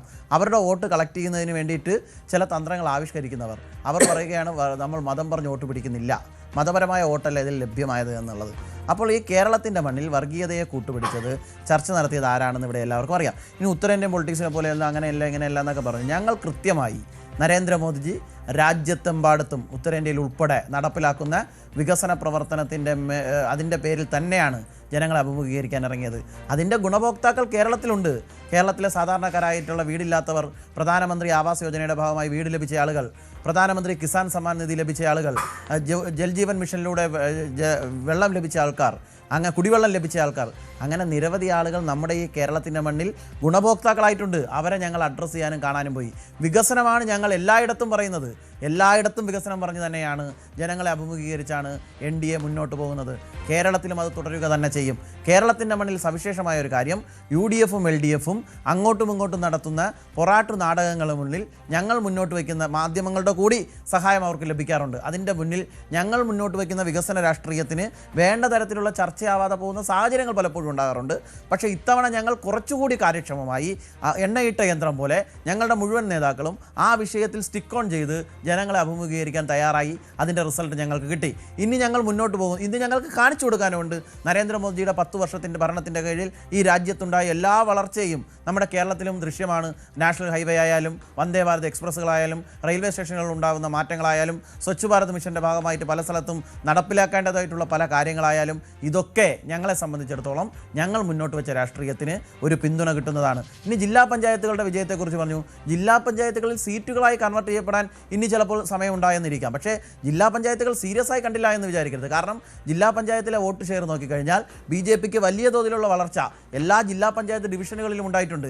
2ാം സ്ഥാനത്ത് വന്ന ഡിവിഷനുകളുണ്ട്. തൊട്ടടുത്ത് നിന്ന് വിജയത്തിൻ്റെ അടുത്ത് വന്നിട്ട് വിജയം കിട്ടാതെ പോയ ഡിവിഷനുകളുണ്ട്. ഇനി ജില്ലാ പഞ്ചായത്തുകളാണ് നിയമസഭകളെ നിർണ്ണയിക്കുന്നതെന്നും തെറ്റിദ്ധരിക്കരുത്. ജില്ലാ പഞ്ചായത്ത് ഡിവിഷനുകളുടെ ഘടന നിയമസഭയ്ക്കുള്ളിലെ 2ആക്കുക എന്നുള്ളതല്ല, പല നിയമസഭകൾക്കുള്ളിൽ നിന്നും കാര്യങ്ങൾ എടുക്കുന്നതാണ്. അതുകൊണ്ട് നിയമസഭകളെ തീരുമാനിക്കുന്നത് ജില്ലാ പഞ്ചായത്താണെന്ന് തെറ്റിദ്ധരിക്കാനും പാടില്ല. പക്ഷേ ജില്ലാ പഞ്ചായത്തിലും ബ്ലോക്ക് പഞ്ചായത്ത് ഡിവിഷനിലും BJP സീരിയസ് ആയി തന്നെയാണ് കണ്ടിരുന്നത്. അവിടെയും BJPക്ക് വലിയ തോതിലുള്ള വോട്ട് സമാഹരിക്കാൻ കഴിഞ്ഞിട്ടുണ്ട്. ശരി മനു പ്രസാദ്, അത് മാത്രമല്ല താങ്കൾ പറഞ്ഞു ജില്ലാ പഞ്ചായത്തുകളെ മാത്രം രാഷ്ട്രീയമായിട്ട് കണ്ടാൽ പോരാ എന്ന്. ഉദാഹരണത്തിന് തിരുവനന്തപുരം കോർപ്പറേഷൻ എടുക്കുകയാണെങ്കിൽ കോർപ്പറേഷൻ പരിധിയിലുള്ള 3 നിയമസഭാ മണ്ഡലങ്ങളിൽ 4 നിയമസഭാ മണ്ഡലങ്ങൾ എങ്കിലും ഉള്ളതാണ് ഈ കോർപ്പറേഷനിലെ ആകെ 101 ഡിവിഷനുകൾ എടുത്ത് നോക്കിക്കഴിഞ്ഞാൽ. ഷാക്കിർ, ഇതിനുള്ള മറുപടി താങ്കൾ പറയണം. ഈ ഭൂരിപക്ഷ വർഗീയത ഏത് രീതിയിൽ BJP ഉപയോഗപ്പെടുത്തിയെന്നാണ് തിരുവനന്തപുരം കോർപ്പറേഷനിൽ അധികാരത്തിൽ വരാൻ? വികസനമാണ് വോട്ടാക്കി മാറ്റിയത് എന്നാണ് BJPയുടെ അവകാശവാദം, രാജീവ് ചന്ദ്രശേഖറിന്റെ.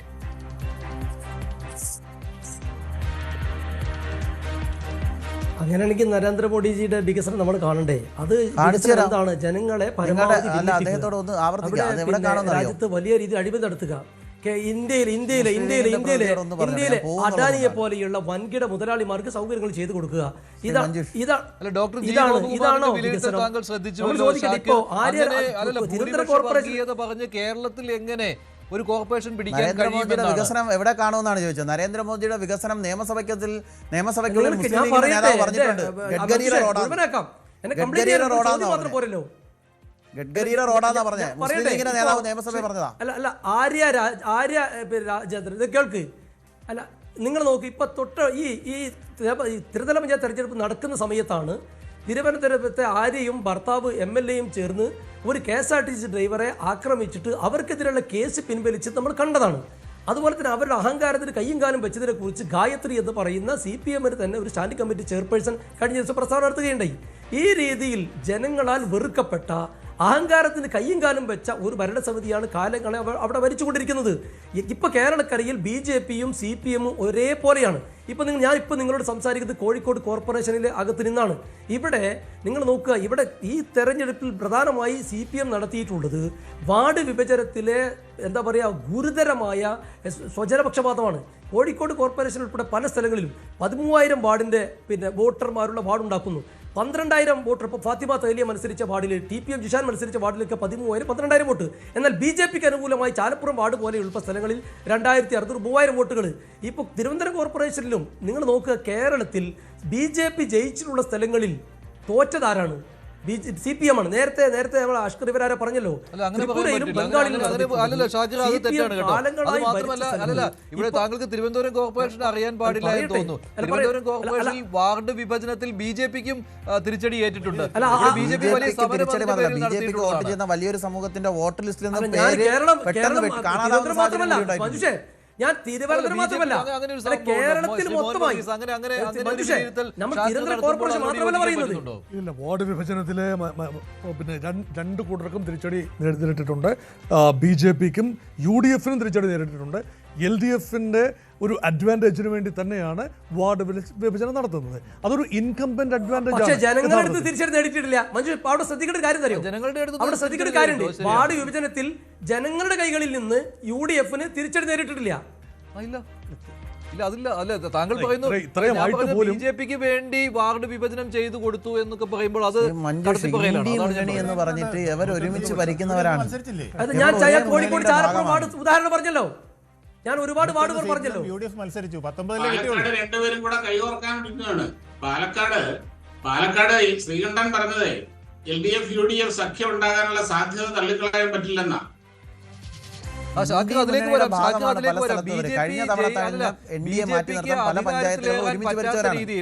BJPക്ക് അധികാരത്തിലേറാൻ പറ്റാത്ത രീതിയിൽ LDF UDF സഖ്യം ഉണ്ടാകുമോ ഇല്ലയോ? ഒരു വലിയ ചോദ്യം ഇപ്പോഴും അവശേഷിക്കുകയാണ്. കാരണം നിരവധി തദ്ദേശ സ്ഥാപനങ്ങളിൽ ഇങ്ങനെയുണ്ട്. ഹങ്ങാണ്.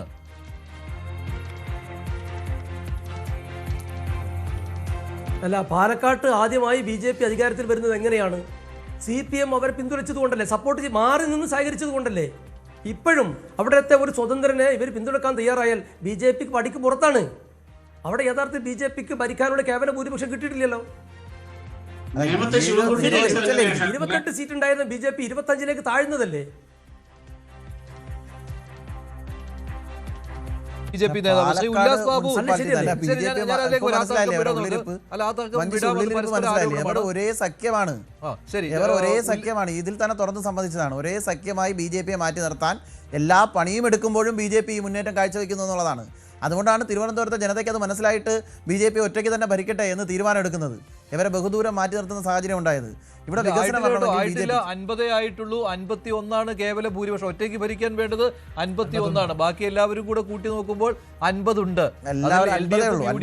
സ്വതന്ത്രരും ഉൾപ്പെടെ അങ്ങനെ നോക്കുമ്പോൾ 50 ഉണ്ട്. ഒരു സ്ഥലത്ത് ഇലക്ഷൻ നടക്കാനുണ്ട്.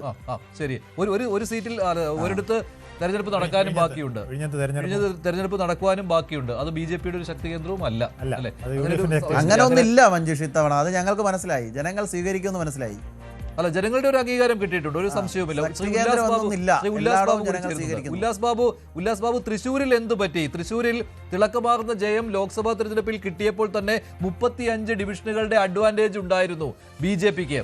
പക്ഷേ തദ്ദേശ ഭരണ തെരഞ്ഞെടുപ്പ് വന്നപ്പോൾ മറ്റിടങ്ങളിൽ നേട്ടമുണ്ടാക്കാൻ കഴിഞ്ഞു. പക്ഷേ തൃശ്ശൂരിൽ അത് കോട്ടമായി മാറി. എന്തു പറ്റി തൃശ്ശൂരിൽ BJPക്ക്?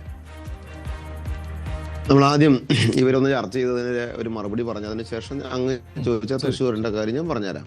ബഹുമാനായിട്ടുള്ള ഗോപകുമാർ സാറിനെയാണ് തന്നെ വിശാൽ ഹാസ്കർ പറഞ്ഞു, ഭൂരിപക്ഷ വർഗീയവാദം ഒരു വലിയൊരു പ്രശ്നമാണ്. ഈ ഭൂരിപക്ഷത്തിന്റെ വോട്ട് പിടിക്കാൻ വേണ്ടി ശബരിമലയിൽ പോയി സംഗമം നടത്തിയ ചരിത്രം കുറച്ച് ദിവസം കൊണ്ട് എന്താ മറന്നുപോയ അസ്കറയെന്നോ നിങ്ങൾ ചോദിക്കണം.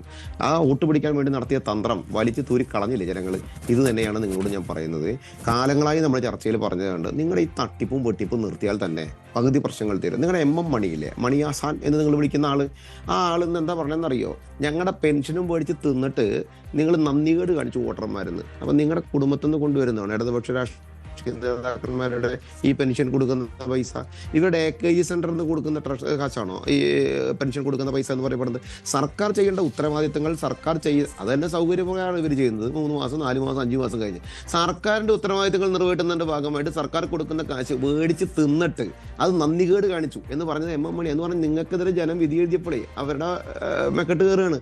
അപ്പോൾ തോൽക്കുന്ന സമയത്ത് ജനങ്ങളോട് കൊഞ്ചനം കുത്തുകയും ജയിക്കുന്ന സമയത്ത് ജനമാണ് എല്ലാം ശരിയെന്ന് പറയപ്പെടുന്ന നിലപാട് നിങ്ങൾ തിരുത്തിയില്ല. ഭൂരിപക്ഷ വർഗീയതയുടെ കാര്യം ഷാക്കിറും പറഞ്ഞിരുന്നു കേട്ടോ. ഹസ്കർ ഇപ്പോൾ ചർച്ചയിലില്ല, അദ്ദേഹം മറ്റു ചർച്ചയിലേക്ക് പോയിരിക്കുകയാണ്. ഷാക്കിറും ഇവിടെ പറഞ്ഞിരുന്നു ഭൂരിപക്ഷ വർഗീയതയെ താലോലിക്കുന്ന ഒരു അപകടകരമായ രീതിയിലേക്ക് പോകുന്നു എന്നാണ് ഷാക്കിറിന്റെ അഭിപ്രായം. ഇവിടെ ഷാക്കിറിനൊക്കെ പറയാൻ എന്ത് യോഗ്യതയാണുള്ളത്? ന്യൂനപക്ഷ വർഗീയവാദത്തിനെ ഒക്കെ തിരുത്ത് കയറ്റി വെച്ച് ഒരു രാജ്യത്തിന് അവിടെ മതരാഷ്ട്രമാണ് വേണ്ടതെന്ന് വാദിക്കുന്നവന് മറ്റെന്താ പറയുക പിന്നാലെ നടന്ന് വോട്ടും പിടിച്ച് കിടക്കുന്നത്. ഇവർക്ക് എന്ത് യോഗ്യതയുള്ളത്? ഓരോ വിഭാഗത്തിൻ്റെ അടുത്ത് പോയിട്ട് പച്ചയ്ക്ക് പച്ച ബോർഡ്, ഒരു സ്ഥലത്ത് ചെല്ലുമ്പോൾ ബോർഡുകൾക്ക് ശൈലി മാറ്റുക, ഇതൊക്കെ ചെയ്ത് രാഷ്ട്രീയത്തിലെ സകലവിധ നാണം കെട്ട ജാതീയതയും കളിച്ച് ജയിച്ചു വരുന്ന ഈ ഷാക്കിറിന് ഇത് പറയാൻ യോഗ്യതയില്ല എന്ന് മാത്രമല്ല വാക്കിനൊരു വിലയും കൊടുക്കേണ്ട ഒരു കാര്യമില്ല. കാരണം ജാതിയെ വീറ്റ് രാഷ്ട്രീയം കളിക്കുന്ന വിഭാഗത്തിൻ്റെ പാർട്ടിയുടെ വക്താവല്ലേ അദ്ദേഹത്തിന് എന്ത് യോഗ്യത ഇതിനകത്ത് പറഞ്ഞു? BJPയെ സംബന്ധിച്ച് ഞങ്ങൾ പറഞ്ഞ വളരെ കൃത്യമാണ്. ഞങ്ങൾ ഹാർഡ് വർക്കും ചെയ്തിട്ടുണ്ട്, സ്മാർട്ട് വർക്കും ചെയ്തിട്ടുണ്ട്. ഞങ്ങൾ വികസിത കേരളം എന്ന് പറയപ്പെടുന്ന കോൺസെപ്റ്റ് വളരെ കൃത്യമായി തന്നെ ഞങ്ങളുടെ ബഹുമാനായിട്ടുള്ള സംസ്ഥാന അധ്യക്ഷൻ രാജീവ് ചന്ദ്രശേഖർജി അധികാരം ഏറ്റെടുത്തതിന് ശേഷം ഞങ്ങളുടെ നേതാക്കന്മാർക്ക് കൃത്യമായിട്ടുള്ള നിർദ്ദേശം തന്നതനുസരിച്ച് ഞങ്ങൾ എണ്ണയിട്ട യന്ത്രം പോലെ എല്ലാ സ്ഥലത്തും ഞങ്ങൾ പ്രവർത്തിച്ചു. ചില സ്ഥലങ്ങളിൽ ഞങ്ങൾക്ക് ഭരണം നഷ്ടപ്പെട്ടിട്ടുണ്ട്. പക്ഷേ അതിനപ്പുറത്തേക്ക് കേരളത്തിൽ സകലവിധ മേഖലയിലും എല്ലാവിധ ഗ്രാമപഞ്ചായത്തുകളിലും സാന്നിധ്യത്തിലേക്ക് എത്താൻ ഞങ്ങൾക്ക് സാധിച്ചു. തൃശ്ശൂരിന്റെ കാര്യം കൂടി തൃശ്ശൂരിൽ എന്ത് പറ്റി? തൃശ്ശൂരിൽ സമീപകാലത്ത് വലിയ നേട്ടമുണ്ടാക്കിയിട്ട് കോർപ്പറേഷനിൽ എന്ത് പറ്റി? അവിടെ എണ്ണയിട്ട യന്ത്രം പോലെ പ്രവർത്തിക്കാൻ കഴിഞ്ഞില്ല എന്നാണോ? ഇല്ലെന്ന്. ഞങ്ങൾക്ക് തൃശ്ശൂരുണ്ടായിരുന്നത് 6 സീറ്റാണ്, ഞങ്ങൾക്ക് ഇപ്പോൾ 8 സീറ്റാണ്. പിന്നെ തൃശ്ശൂരിലെ ഒരു കാര്യം നിങ്ങൾ മനസ്സിലാക്കണം, വിജയും തോൽവിയും നോക്കുമ്പോൾ തന്നെ അപ്പുറത്തെ വോട്ട് ഷെയറും കൂടി മഞ്ജുഷ് മനസ്സിലാക്കണം.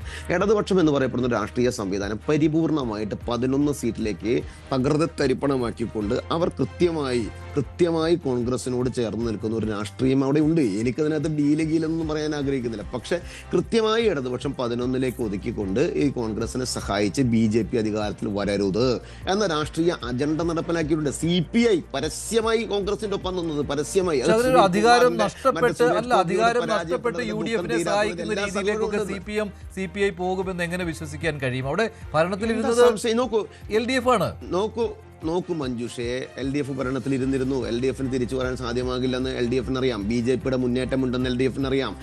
MP-യുടെയും കേന്ദ്രമന്ത്രിയുടെയും കൃത്യമായിട്ടുള്ള പദ്ധതികൾ അവിടെ നടപ്പിലാക്കിയതും LDFന് അറിയാം. അപ്പോൾ അവരെന്താ ചെയ്തത്? അവരത് കൃത്യമായി കോൺഗ്രസുമായി സംസാരിച്ച് കോൺഗ്രസുമായി കൈകാര്യം ചെയ്ത് മുന്നോട്ട് പോയി. എൻ്റെ വാർഡിൽ നോക്കൂ, 506 വോട്ട്, 1070 മുതൽ 506 വോട്ടുകളോളം എന്ന് പറഞ്ഞാൽ 48%, 47-48% വോട്ടുകൾ BJP സ്ഥാനാർത്ഥി വാങ്ങിക്കുകയാണ്. അവിടെ കോൺഗ്രസ് 300 നടന്ന കോൺഗ്രസ് 179ലേക്ക് പോയി. ഇവന്മാരെ മുഴുവൻ കൊണ്ടുപോയിട്ട് അപ്പുറത്ത് കൊണ്ട് ചെയ്തിട്ട് താമരയെ വിടർത്താൻ സാധിക്കില്ല. പക്ഷെ ഞങ്ങളുടെ വോട്ട് ഷെയർ നോക്കിക്കോ. അഞ്ചുഷം നാളെ നിങ്ങൾക്ക് ഇത് ഉണ്ടല്ലോ, നിങ്ങൾ ചർച്ച ചെയ്തോ. പിന്നെ ജില്ലാ പഞ്ചായത്തിലേക്ക് ശ്രദ്ധിച്ചാൽ ഞാൻ ജില്ലാ പഞ്ചായത്തിലേക്ക് മത്സരിച്ച സ്ഥാനാർത്ഥിയാണ്. ഒരു സംശയവും വേണ്ട, 26% വോട്ടിലേക്ക് ജില്ലാ പഞ്ചായത്തിൽ വോട്ട് ഉയർത്തിക്കൊണ്ട് തന്നെയാണ് ഞങ്ങൾ തൃശ്ശൂരിനകത്ത് എല്ലാ ജില്ലാ പഞ്ചായത്തുകളും കൈകാര്യം ചെയ്തിട്ടുള്ള ഞങ്ങളുടെ വോട്ട് ഷെയർ വളരെ ഗംഭീരമായി.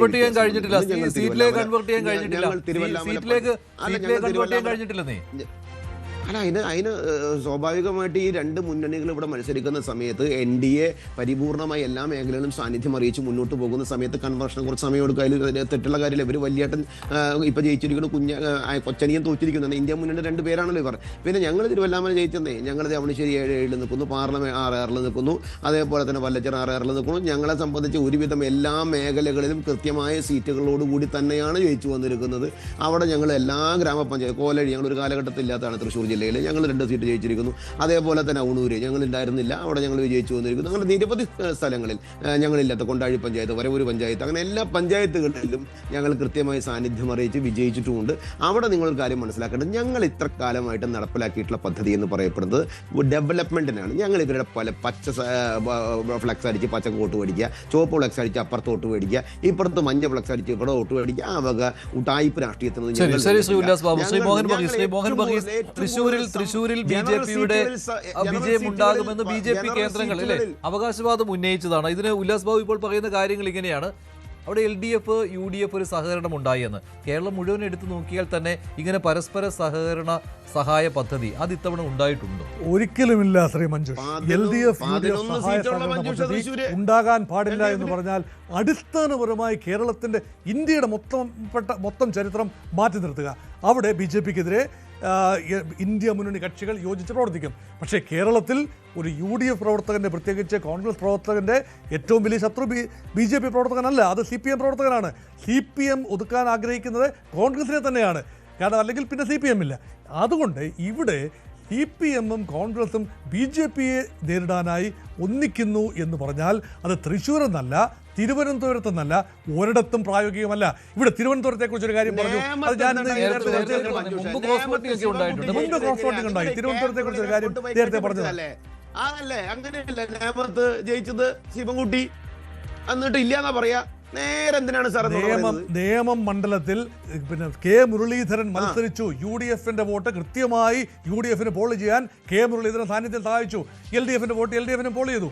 അവിടെ BJP പരാജയപ്പെടും എന്നുള്ളതാണ്. അതുകൊണ്ട് UDFന്റെ കടന്നുവരവ് നിയമമണ്ഡലത്തിൽ യഥാർത്ഥത്തിൽ BJPക്ക് തിരിച്ചടിയായി എന്ന് കരുതാനാണ് ഞാൻ താല്പര്യപ്പെടുന്നത്. അതുകൊണ്ട് തൃശ്ശൂരിലേക്ക് തിരിച്ചു വന്നു കഴിഞ്ഞാൽ ഇവിടെ വൻതോതിൽ CPIയുടെ വോട്ടുകൾ കോൺഗ്രസിന് മറിച്ചു എന്ന് പറഞ്ഞാൽ നോക്കൂ, CPIയുടെ രാഷ്ട്രീയ പ്രസക്തി തന്നെ ചോദ്യം ചെയ്യപ്പെടുന്ന ഒരു കാലമാണ്.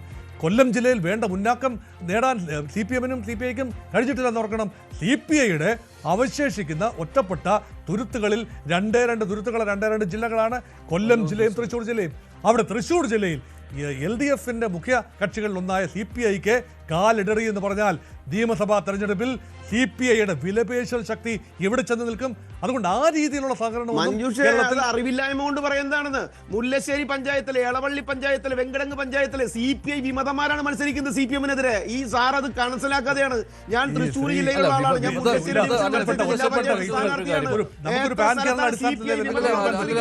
അതിന്റെ പ്രശ്നം ഒരു പാൻ കേരള അടിസ്ഥാനത്തിൽ സംസാരിക്കുമ്പോൾ അങ്ങനെ ഇല്ല. ക്രോസ് വോട്ടിംഗ് ഉണ്ടായിട്ടുണ്ട്. പക്ഷേ ഇപ്പോൾ അതാത് പാർട്ടികളുടെ അസ്തിത്വമാണ്. ഒറ്റപ്പെട്ട കേസുകൾ എടുക്കുമ്പോൾ BJPയിൽ നിന്നും കോൺഗ്രസിലേക്ക് പോലും ഉണ്ടായേക്കാം. കോൺഗ്രസ് പ്രവർത്തകർ BJPക്ക് വോട്ട് ചെയ്തേക്കാം. അങ്ങനെയൊക്കെയുള്ള രീതിയിൽ ഒറ്റപ്പെട്ട കേസുകൾ ഉണ്ടാകാം. ഇതൊരു മൊത്തത്തിലുള്ള കേരളത്തിലെ ആകമാന ചിത്രത്തിൽ ആ രീതിയിലുള്ള വോട്ട് കച്ചവടമൊന്നും ഒരു കാലത്തും നടന്നിട്ടില്ല. അത് ആകപ്പാടെ സംഭവിച്ചിട്ടുള്ളത് മഞ്ചേശ്വരം മണ്ഡലത്തിലാണ്. ഈ നിയമസഭാ തെരഞ്ഞെടുപ്പിൽ മഞ്ചേശ്വരം മണ്ഡലത്തിലെ BJPയുടെ വിജയം തടുക്കാനായി ഇടതുപക്ഷ പ്രവർത്തകർ മുസ്ലിം ലീഗിന്റെ UDF സ്ഥാനാർത്ഥിക്ക് വോട്ട് ചെയ്തു. ചരിത്രമുണ്ട്. അങ്ങനെയാണ് K. സുരേന്ദ്രൻ കേവലം 86 വോട്ടിനാണ് പരാജയപ്പെടുന്നത് കഴിഞ്ഞ പ്രാവശ്യം. അത് ഒഴിച്ചു നിർത്തിയാൽ പാലക്കാട് EM ശ്രീധരന്റെ വിജയം, പാലക്കാട് അതുകൊണ്ടുണ്ട്. അത് അങ്ങനെയുള്ള കേസുകൾ മാറ്റി നിർത്തിയാൽ നിലവിലെ സാഹചര്യത്തിൽ ആത്മഹത്യാപരമായിരിക്കും. അതാത് പാർട്ടികൾ അതാത് മുന്നണിക്ക് തന്നെ ഒരു കാലഘട്ടം. മുൻപ് ക്രോസ് വോട്ടിംഗ് നടന്നിട്ടുണ്ട് സാർ. അല്ല, ഇപ്പോൾ അങ്ങനെയെങ്കിൽ ഒരു സെക്കൻഡ് ഷാബു, ഇപ്പോൾ ആ ഒരു സംഗതി ഉണ്ടോ ഇല്ലയോ എന്ന് ചോദിക്കുമ്പോൾ വളരെ വളരെ വിരളമായിട്ടല്ലേ നടക്കുന്നുള്ളൂ എന്നാണ് മറു ചോദ്യം വരുന്നത്. പഴയ ക്രോസ് വോട്ടിംഗ് ഇപ്പോൾ ഇല്ല. അതായത് ഇപ്പൊ എന്താ പറഞ്ഞാൽ ഈ രണ്ട് തെരഞ്ഞെടുപ്പുകളിൽ തുടർച്ചയായിട്ട് UDF പരാജയപ്പെട്ടു. ഇപ്പൊ LDFനെ സംബന്ധിച്ചിടത്തോളം അവർക്ക് അവരുടെ സ്ഥാനം BJPയെ തോൽപ്പിക്കുക എന്നതിനേക്കാൾ അവർക്ക് അവരുടെ സ്ഥാനം ഭദ്രമാക്കുക എന്ന നിലയിലേക്ക് മാറി. ഇപ്പൊ നമുക്കിപ്പം തിരുവനന്തപുരം കോർപ്പറേഷന്റെ തന്നെ നോക്കൂ. കഴിഞ്ഞ 2 തവണയും LDF അവിടെ, അതിനു മുമ്പ് LDF ജയിച്ചിരുന്നു. LDF ജയിച്ചപ്പോൾ കോൺഗ്രസിന്റെ അവസ്ഥ എത്ര പരിതാപകരമായിരുന്നു. അപ്പം അതേസമയം ഇത്തവണ UDF കോൺഗ്രസ് അവരുടെ വോട്ടുകൾ കൃത്യമായിട്ട് പിടിച്ചപ്പോൾ അവിടെ BJPക്ക് നല്ല നേട്ടമുണ്ടായി. അതിന്റെ അർത്ഥം വളരെ സിമ്പിൾ അല്ലേ? അതായത് UDFന്റെ കോൺഗ്രസിന്റെ സഹായത്തോടു കൂടിയായിരുന്നു LDF തിരുവനന്തപുരം ഭരിച്ചിരുന്നത്. ഇത്തവണ ഈ രീതിയിൽ അത്രയും കാര്യമായിട്ട് നടന്നിട്ടില്ല. പക്ഷെ ഇപ്പൊ സൂചനകൾ വരുന്നുണ്ട്. ഇപ്പൊ പാലക്കാട് ശ്രീകണ്ഠൻ തുറന്നു പറഞ്ഞു കഴിഞ്ഞു അവിടെ LDF UDF സഖ്യത്തിനുള്ള സാധ്യത തള്ളിക്കളയാനാവില്ല. ഇതിങ്ങനെ കേരളം മുഴുവൻ. അതുമല്ല, ഇപ്പൊ BJP ഒരു വലിയ ഭീഷണിയായി ഇവരുടെ മുമ്പിൽ വരുമ്പോൾ തീർച്ചയായും വരുന്ന ഭാവിയിൽ ഇവര് തമ്മിലുള്ള ഒരു നെക്സസിന് സാധ്യത കൂടുതലാണ്. നിയമസഭാ തെരഞ്ഞെടുപ്പ് അടുത്തിരിക്കെ അങ്ങനെ ഒരു സാഹസത്തിന് തയ്യാറാകുമോ LDFും UDFും തമ്മിൽ? പഞ്ചായത്തുകളിൽ ചിലപ്പോൾ അങ്ങനെ വന്നേക്കാം. പക്ഷെ അതൊരു വലിയ തലത്തിലേക്ക് പോകുമ്പോൾ അങ്ങനെ തയ്യാറാകുമോ? ഇപ്പോൾ തൃപ്പൂണിത്തുറ മുനിസിപ്പാലിറ്റിയിൽ BJPയെ വേണമെങ്കിൽ അധികാരത്തിൽ നിന്ന് അകറ്റി നിർത്തുവാനായിട്ട് LDFും UDFും കഴിയും. പക്ഷെ അതിനുള്ള സാഹസം കാണിക്കുമോ എന്നുള്ളതാണ് വലിയ ചോദ്യമാണിത്. ചർച്ചയിലേക്ക് വരാം, ഇതേ വിഷയത്തിൽ ചർച്ചയിലേക്ക് വരാം ഇടവേള ശേഷം. അതായത് BJPയെ അകറ്റി നിർത്താൻ ഇപ്പോൾ പല തദ്ദേശ സ്ഥാപനങ്ങളിലും BJPക്ക് ഈ കേവല ഭൂരിപക്ഷത്തിലേക്ക് എത്താൻ കഴിയാത്ത സ്ഥലങ്ങളിൽ, അല്ലെങ്കിൽ കേവല ഭൂരിപക്ഷത്തിന് തൊട്ടടുത്തുള്ള സ്ഥലങ്ങളിൽ അവിടെ LDFും UDFും ചേർന്ന് BJP വരാതിരിക്കുന്നതിന് വേണ്ടി സാഹചര്യം സൃഷ്ടിക്കുമോ ഇല്ലയോ എന്നുള്ള ചോദ്യമാണ്. ഇടവേളയ്ക്ക് ശേഷം അതിലേക്ക് വരാം.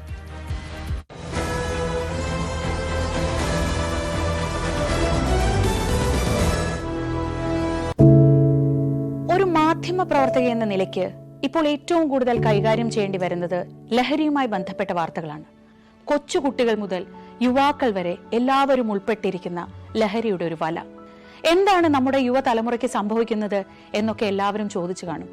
പക്ഷേ അവരുടെ പ്രശ്നങ്ങളെ, അത് കുട്ടികൾ മുതൽ യുവാക്കൾ വരെ, അവരുടെ പ്രശ്നങ്ങളെ കേൾക്കുന്നതിന്, മനസ്സിലാക്കുന്നതിന്, ഒരു പരിഹാരം പറയുന്നതിന് മുതിർന്നവരായ നമുക്ക് എത്രമാത്രം കഴിയുന്നുണ്ട്? അവരിൽ ഉണ്ടാകുന്ന ചെറിയ മാറ്റങ്ങൾ നമ്മൾ തിരിച്ചറിയാറുണ്ടോ? അവരുടെ ചുറ്റുമുള്ളത് ഒരു മായാലോകമാണ്. സോഷ്യൽ മീഡിയയുടെ, വീഡിയോ ഗെയിമുകളുടെ, സിനിമയുടെ, വാർത്തയുടെ വലിയ വിവരശേഖരത്തിന്റെ ലോകം. ആ ലോകത്തിനകത്ത് കുരുങ്ങിപ്പോകുന്ന കുട്ടികളെ തിരിച്ച് യഥാർത്ഥ ജീവിതത്തിലേക്ക്, മണ്ണിന്റെ മണമുള്ള ജീവിതത്തിലേക്ക് തിരിച്ചു കൊണ്ടുവരാൻ നമുക്കും കഴിയേണ്ടതല്ലേ? അവരെ കേൾക്കാൻ, അവരിൽ ഉണ്ടാകുന്ന മാറ്റങ്ങൾ തിരിച്ചറിയാൻ, അവരുടെ പ്രശ്നങ്ങൾക്ക് പരിഹാരം കാണാൻ നമുക്ക് മാത്രമേ കഴിയൂ. ചേർത്ത് പിടിക്കാം നമ്മുടെ കുട്ടികളെ. ലഹരിയുടെ വലയിൽ കുരുങ്ങാതെ അവരെ കാത്തുരക്ഷിക്കാം.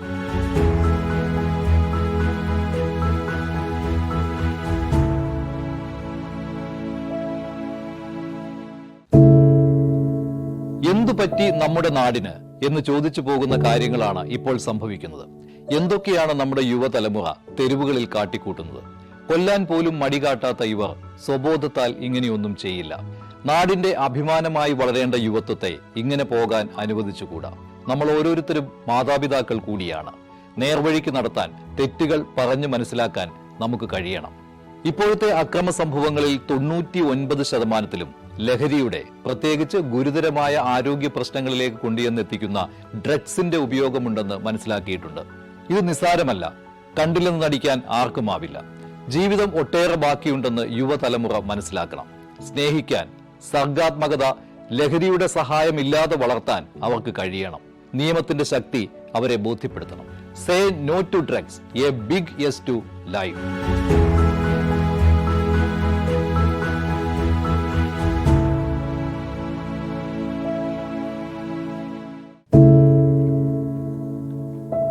പെരുകുന്ന കുറ്റകൃത്യങ്ങളുടെ വാർത്തകൾ എല്ലാ ദിവസവും വായിച്ച് തളരുന്ന കാലമാണ് മാധ്യമപ്രവർത്തക എന്ന രീതിയിൽ ഇപ്പോൾ. അതിൽ മിക്കതിലും കാരണം ലഹരിയാണെന്നും പ്രതികളാകുന്നതും ഇരകളാകുന്നതും പുതിയ തലമുറയിലെ കുട്ടികളാണെന്ന് കൂടി പറയേണ്ടി വരുമ്പോൾ രക്ഷാകർത്താവ് എന്ന നിലയിൽ സമാധാനം പോലും കെട്ടുപോകുന്ന സമയമാണ്. ആരെയാണ് തിരുത്തുക? ആരെയാണ് നന്നാക്കുക? ഈ പുതിയ തലമുറയാണോ, അതോ അവർക്ക് മാതൃകയാകേണ്ട നമ്മളെ തന്നെയാണോ? 4ാമത്തെ പെഗിൽ ഐസ് ക്യൂബ് വീഴുമ്പോൾ ഞാൻ എവിടെ എത്തുമെന്ന് പറയുന്ന നായകനെ വേണ്ട എന്ന് പറയാൻ ഒരിക്കലും നമുക്ക് കഴിഞ്ഞിട്ടില്ല. എല്ലാ പ്രതിസന്ധികളിൽ നിന്നും എഴുന്നേറ്റ് വരാൻ ലഹരി ഒപ്പം വേണമെന്നും വിഷമത്തിലും സന്തോഷത്തിലുമെല്ലാം ലഹരി കൂടെ ഉണ്ടാകണം എന്ന് പറഞ്ഞ തലമുറയാണ് നമ്മുടേത്. ലഹരിക്ക് കുടുംബ സദസ്സുകളിൽ ഉണ്ടായിരുന്ന ടാബു പോലും തുടച്ചു കളഞ്ഞ തലമുറയാണ് നമ്മുടേത്. അച്ഛനും അമ്മയും കുട്ടികളുടെ മുന്നിലിരുന്ന് മദ്യപിക്കുന്ന കാലത്ത് ഇതിലും വലിയ ലഹരിയിലേക്ക് കടക്കരുതെന്ന് കുട്ടികളോട് ആ രക്ഷിതാക്കൾക്ക് എങ്ങനെയാണ് പറയാൻ കഴിയുക? നോക്കൂ, കൈവിട്ടു പോകുന്നത് നമുക്കാണ്. അതിന്റെ വലിയ വിപത്ത് അനുഭവിക്കുന്നത് പുതിയ തലമുറയും. ലഹരിക്ക് അടിമയാകാതിരിക്കൂ, സ്വതന്ത്രരാകൂ. Live free, live drug free.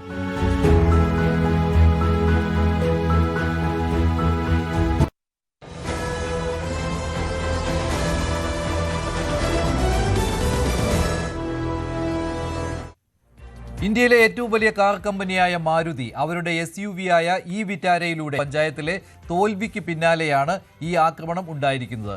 വടിവാളെടുത്ത് വീട്ടുകാരെ ഭീഷണിപ്പെടുത്തുകയും കാർ വെട്ടിപ്പൊളിക്കുകയും ചെയ്തിട്ടുണ്ട്. കണ്ണൂരിലാണ് ഈ സംഭവം ഉണ്ടായിരിക്കുന്നത്.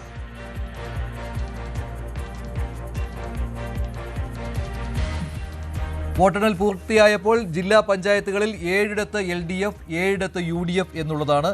കോർപ്പറേഷനുകളിൽ ഒരിടത്ത് മാത്രമാണ് LDFന് മേധാവിത്വം സ്ഥാപിക്കാൻ കഴിഞ്ഞത്. കേവല ഭൂരിപക്ഷം ഇല്ലെങ്കിലും കോഴിക്കോട് കോർപ്പറേഷനിൽ, തിരുവനന്തപുരം കോർപ്പറേഷൻ BJP പിടിച്ചിരിക്കുകയാണ്. മറ്റു കോർപ്പറേഷനുകളിൽ UDFന്റെ വിജയമാണ് കണ്ടിരിക്കുന്നത്. എന്തായാലും ഒരു രാഷ്ട്രീയ വിജയമായി തന്നെ, UDFന്റെ രാഷ്ട്രീയ വിജയമായി തന്നെ തദ്ദേശ ഭരണ തെരഞ്ഞെടുപ്പിനെ കരുതാവുന്നതാണ്. ഇതാണ് നേരത്തെ നൽകിയ റിപ്പോർട്ട്. കണ്ണൂർ പാറാടാണ് ഈ സംഭവം ഉണ്ടായിരിക്കുന്നത്. വടിവാളുമായി CPM പ്രവർത്തകർ ഭീകരാന്തരീക്ഷം ഉണ്ടാക്കുകയായിരുന്നു. വടിവാൾ വീശി ആളുകൾക്ക് നേരെ പാഞ്ഞെടുക്കുന്ന ദൃശ്യങ്ങൾ. കുന്നോത്തുപറമ്പ് പഞ്ചായത്തിലെ തോൽവിക്ക് പിന്നാലെയാണ് ഈ ആക്രമണം ഉണ്ടായത്.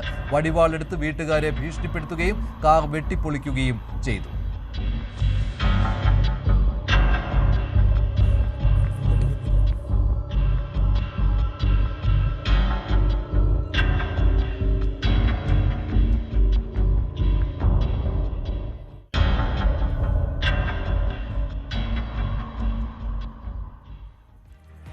സംസ്ഥാനത്ത് ഇപ്പോൾ BJP മേൽക്കൈ നേടിയിട്ടുള്ള തദ്ദേശ ഭരണ സ്ഥാപനങ്ങളിൽ BJPയെ അധികാരത്തിൽ നിന്ന് അകറ്റുന്നതിന് വേണ്ടി LDFും UDFും തമ്മിൽ കൈകോർക്കുമോ? ശ്രീ MS വേണുഗോപാൽ, താങ്കളുടെ ഒരു നിരീക്ഷണം എങ്ങനെയാണ്? ഇപ്പോൾ മുനിസിപ്പാലിറ്റികൾ എടുത്തു കഴിഞ്ഞാൽ പാലക്കാടും അതുപോലെ തന്നെ തൃപ്പൂണിത്തുറയും ഈ രണ്ട് നഗരസഭകളിലും BJPക്കാണ് മുൻതൂക്കം. പക്ഷേ കേവല ഭൂരിപക്ഷം കിട്ടിയിട്ടില്ല.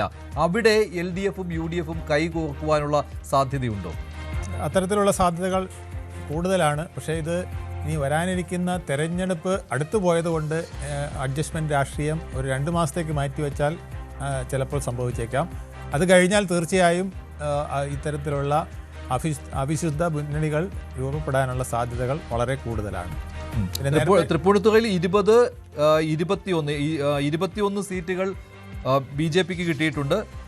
LDFിനാകട്ടെ 20 സീറ്റുകൾ, 12 സീറ്റുകളാണ് UDFിന് കിട്ടിയിട്ടുള്ളത്. പക്ഷേ കേവല ഭൂരിപക്ഷത്തിന് വേണ്ടത് 27 സീറ്റ്. പക്ഷെ അത് കിട്ടാത്ത സാഹചര്യത്തിൽ ഇത്തരത്തിലുള്ള ഓരോ മുന്നണിയുമാണ് മത്സരിക്കുന്നത് എങ്കിൽ, അല്ലെങ്കിൽ ഒരു മുന്നണി വിട്ടുനിന്നാൽ BJPക്ക് അധികാരത്തിലേക്ക് എത്താം. പക്ഷെ അതിന് സാധിക്കുമോ എന്നുള്ളതാണ്. അതെ, തിരുവനന്തപുരത്ത് പാലക്കാട് 2 സീറ്റ്. അതെ, പക്ഷേ അതുപോലെ മറ്റു സ്ഥലങ്ങളിൽ BJPക്ക് അവസരം കൊടുക്കുമോ എന്നുള്ളത് വേറെ പ്രശ്നമാണ്. മറ്റൊരു പ്രധാനപ്പെട്ട കാര്യം പറയാനുള്ളത്, തിരുവനന്തപുരത്ത് തന്നെ ചില വാർഡുകളിൽ ചില അഡ്ജസ്റ്റ്മെൻറ്റ് വോട്ടിംഗ് നടന്നിട്ടുണ്ട് എന്നുള്ളതാണ്. എനിക്ക് വളരെ വ്യക്തമായി അറിയാവുന്നത് ഈ ചെല്ലമംഗലം വാർഡിൽ ഫോർവേഡ് ബ്ലോക്കിൻ്റെ സ്ഥാനാർത്ഥിയായിരുന്നു ഉണ്ടായിരുന്നത് പാളയം സതീഷ്. അദ്ദേഹത്തിൻ്റെ പരാജയം ഏതാണ്ട് ഉറപ്പാണെന്ന് തോന്നിയ സാഹചര്യത്തിൽ UDF LDFിന് വോട്ട് മറിച്ച സാഹചര്യമുണ്ട്. അതുകൊണ്ട് BJP അവിടെ തോൽക്കുകയുണ്ടായി. ഇല്ലായിരുന്നെങ്കിൽ 51 സീറ്റ് ഇപ്പോൾ തന്നെ BJP കിട്ടും. ഇത് ഇവിടെ മാത്രമല്ല, 4-5 വാർഡുകളിൽ ഇത്തരത്തിൽ സംഭവിച്ചിട്ടുണ്ട് എന്നുള്ളത് വ്യക്തമാണ്. അപ്പോൾ വോട്ട് മറിക്കലൊക്കെ നടന്നിട്ടുണ്ട്. അതുകൊണ്ട് BJPക്ക് പല സ്ഥലങ്ങളിലും, ഇപ്പോൾ പാലക്കാട് ഉൾപ്പെടെയുള്ള സ്ഥലങ്ങളിൽ ചിലപ്പോൾ അത്തരത്തിലുള്ള പല കാര്യങ്ങളും നടന്നിട്ടുണ്ട്. അതിൻ്റെ ഡീറ്റെയിൽസിലേക്ക് ഇനി പോകേണ്ടിയിരിക്കുന്നു. അതുപോലെ തന്നെ കൊടുങ്ങല്ലൂർ, പന്തളം ഇങ്ങനെയുള്ളിടത്തൊക്കെ ഇത്തരം അഡ്ജസ്റ്റ്മെൻറ്റുകൾ പലതും പന്തളത്തിൽ തവണ BJPക്ക് സാധ്യതയില്ല. പക്ഷേ ഈ അഡ്ജസ്റ്റ്മെൻറ്റുകൾ ചില സ്ഥലങ്ങളിൽ, ചില സീറ്റുകളിൽ നടന്നിട്ടുണ്ട് എന്നുള്ള ആരോപണമുണ്ട്. അത് സൂക്ഷ്മ പരിശോധനയ്ക്ക് വിധേയമാകുന്നത് നാളത്തെ കൊണ്ടൊക്കെ അത് പൂർണ്ണമായിട്ടും അറിയാൻ കഴിയുകയുള്ളൂ. ഷാക്കിർ, എന്താണ് അവിടെ ഇവിടങ്ങളിൽ ഉണ്ടാകാൻ പോകുന്നത്? ഇപ്പോൾ BJPക്ക് സ്വാഭാവികമായിട്ടും വേണമെങ്കിൽ അധികാരത്തിലേക്ക് എത്താം. പാലക്കാടും അതുപോലെ തന്നെ തൃപ്പൂണിത്തുറയും, പിന്നെ ഗ്രാമപഞ്ചായത്തുകളിൽ ഏറ്റവും വലിയ ഒറ്റക്കക്ഷിയായ സ്ഥലങ്ങളിൽ തടയലുണ്ടാകുമോ BJP എത്താതിരിക്കാൻ?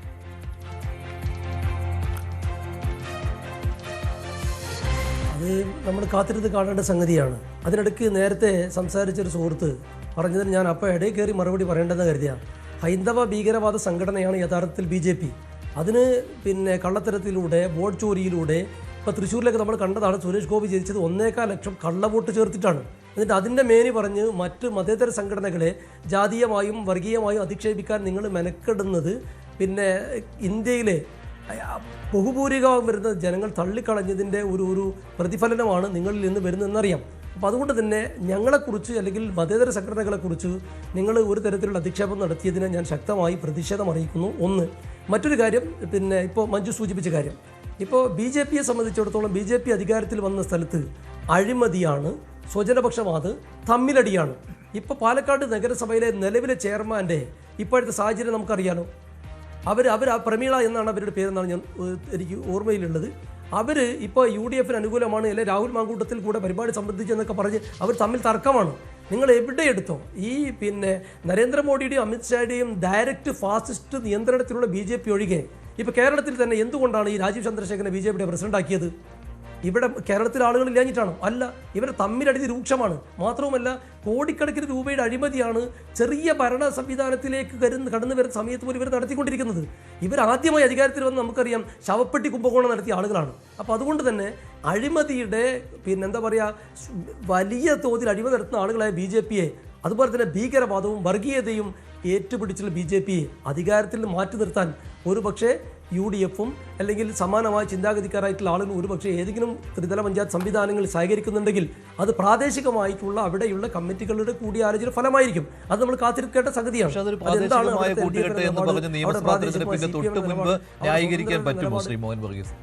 ഈ പ്രാദേശികമായ പല ഫാക്ടേഴ്സും അവിടെ കടന്നു വരും. നിയമസഭാ തെരഞ്ഞെടുപ്പ് വരുമ്പോൾ കേരളത്തിൽ ആര് തമ്മിലാ മത്സരം? അല്ല, LDFും UDFും കേരളത്തിൽ ആര് തമ്മിലാ മത്സരം? LDF അല്ലേ? അവിടെ BJPക്ക് ഒരു സീറ്റ് പോലും നിയമസഭയിലില്ല. എത്ര കൊല്ലമായി? അല്ലല്ല, BJPക്ക് ഒരു സീറ്റ് പോലും നിയമസഭയിലില്ല. അവരെവിടെ വരാനാണ്? ഈ പഞ്ചായത്ത് തെരഞ്ഞെടുപ്പിൽ അല്ലെങ്കിൽ മുൻ തെരഞ്ഞെടുപ്പിൽ ഇവർ വലിയ ചില സ്ഥലങ്ങളിലൊക്കെ പിന്നെ സാന്നിധ്യം അറിയിച്ചിട്ടുണ്ട്. പക്ഷേ പിന്നീട് വന്നിട്ടുള്ള നിയമസഭാ തെരഞ്ഞെടുപ്പിൽ ഇവർ വളർച്ച ഉണ്ടാക്കിയോ? നേരത്തെ രാജഗോപാൽ പിന്നെ നിയമസഭയിൽ അംഗമായിരുന്നില്ലേ? എന്നിട്ട് വളർച്ച ഉണ്ടായിക്കാണോ താഴോട്ട് പോയിക്കാണോ? മലയാളികൾ ഈ ഭീകരവാദ സംഘടനയായ BJPയെ ഉൾക്കൊള്ളാൻ തയ്യാറല്ല. ചില സ്ഥലങ്ങളിൽ സ്വാഭാവികമായും ജനങ്ങളെ തമ്മിലടിപ്പിച്ചു ജാതീയമായ വർഗീയ വേർതിരിവുണ്ടാക്കി ഇവർ കുറച്ച് വോട്ട് നേടുന്നുണ്ട്. അല്ലെങ്കിൽ പണത്തിന്റെ പിൻബൽ കേന്ദ്രം ഭരിക്കുന്ന പാർട്ടിയാണല്ലോ, ഇഷ്ടംപോലെ പൈസ ഉണ്ടല്ലോ, നോട്ട് നിരോധനത്തിനും മറ്റും അടിച്ചു മാറ്റിയ കോടിക്കണക്കിന് രൂപയുണ്ട്. അത് ഉപയോഗപ്പെടുത്തി ഒരു പക്ഷേ ഇവർ ജനങ്ങളെ സ്വാധീനിക്കുന്നുണ്ടാവും. അല്ലാതെ ജനങ്ങളുടെ മനസ്സ് വാങ്ങാൻ, അത് ഹിന്ദു മതവിശ്വാസികളാവട്ടെ മറ്റേതെങ്കിലും മതവിശ്വാസികളാവട്ടെ, അവരുടെ വോട്ട് വാങ്ങാൻ BJPക്ക് ഒരിക്കലും സാധിക്കില്ല. അത് അതിന്റെ ഏറ്റവും ഒടുവിലത്തെ ഉദാഹരണമാണ്. അത് ശ്രീ MS വേണുഗോപാലിന് അതിനുള്ള മറുപടിയുണ്ട്. ശ്രീ ഷാക്കിർ, അങ്ങനെയാണ് പാലക്കാട് ഇവര് അങ്ങനെ പാലക്കാട് എന്താ സംഭവിച്ചത്? പാലക്കാട് എന്താ സംഭവിച്ചത്? ഇത് നിലവിലിരിക്കുന്ന ഒരു ഭരണ കക്ഷിയല്ലേ, അപ്പൊ അതിന് ചില അപാകതകൾ അവിടെ വന്നിട്ടുണ്ടായിരിക്കും. താങ്കൾ പറഞ്ഞ തമ്മിൽ തന്നെ ഉണ്ടായിരിക്കും. പക്ഷേ പൊതുവിൽ കേരളത്തിൽ നോക്കിക്കഴിഞ്ഞാൽ വികസനത്തിന് വേണ്ടി അതാണ് പോയിന്റ്. ഒരു നഗരസഭ മാത്രമാണ് ഭരിക്കുന്നത്. ആയിക്കോട്ടെ, പക്ഷേ ഇപ്പോൾ നിങ്ങൾ നോക്കുക, ഏതാണ്ട് എല്ലാ ജില്ലയിലും അവരുടെ വോട്ടും സീറ്റും വർദ്ധിപ്പിച്ചിട്ടുണ്ട്. അവരൊരു ബേസ് ഉണ്ടാക്കാനായിട്ടുള്ള ശ്രമത്തിൽ വിജയിച്ചിട്ടുണ്ട് എന്നുള്ളതാണ്. പിന്നെ വേറൊരു കാര്യം പറഞ്ഞോട്ടെ, കേരളത്തിൽ ഈ താങ്കൾ പറയുന്ന ഹിന്ദു വർഗീയത നടക്കാൻ പോകുന്നില്ല. കാരണം ഒരു സെക്കൻഡ് ഞാനൊന്ന് പറഞ്ഞോട്ടെ. അല്ല, ഇതൊന്നും ഞാൻ പറഞ്ഞോട്ടെ.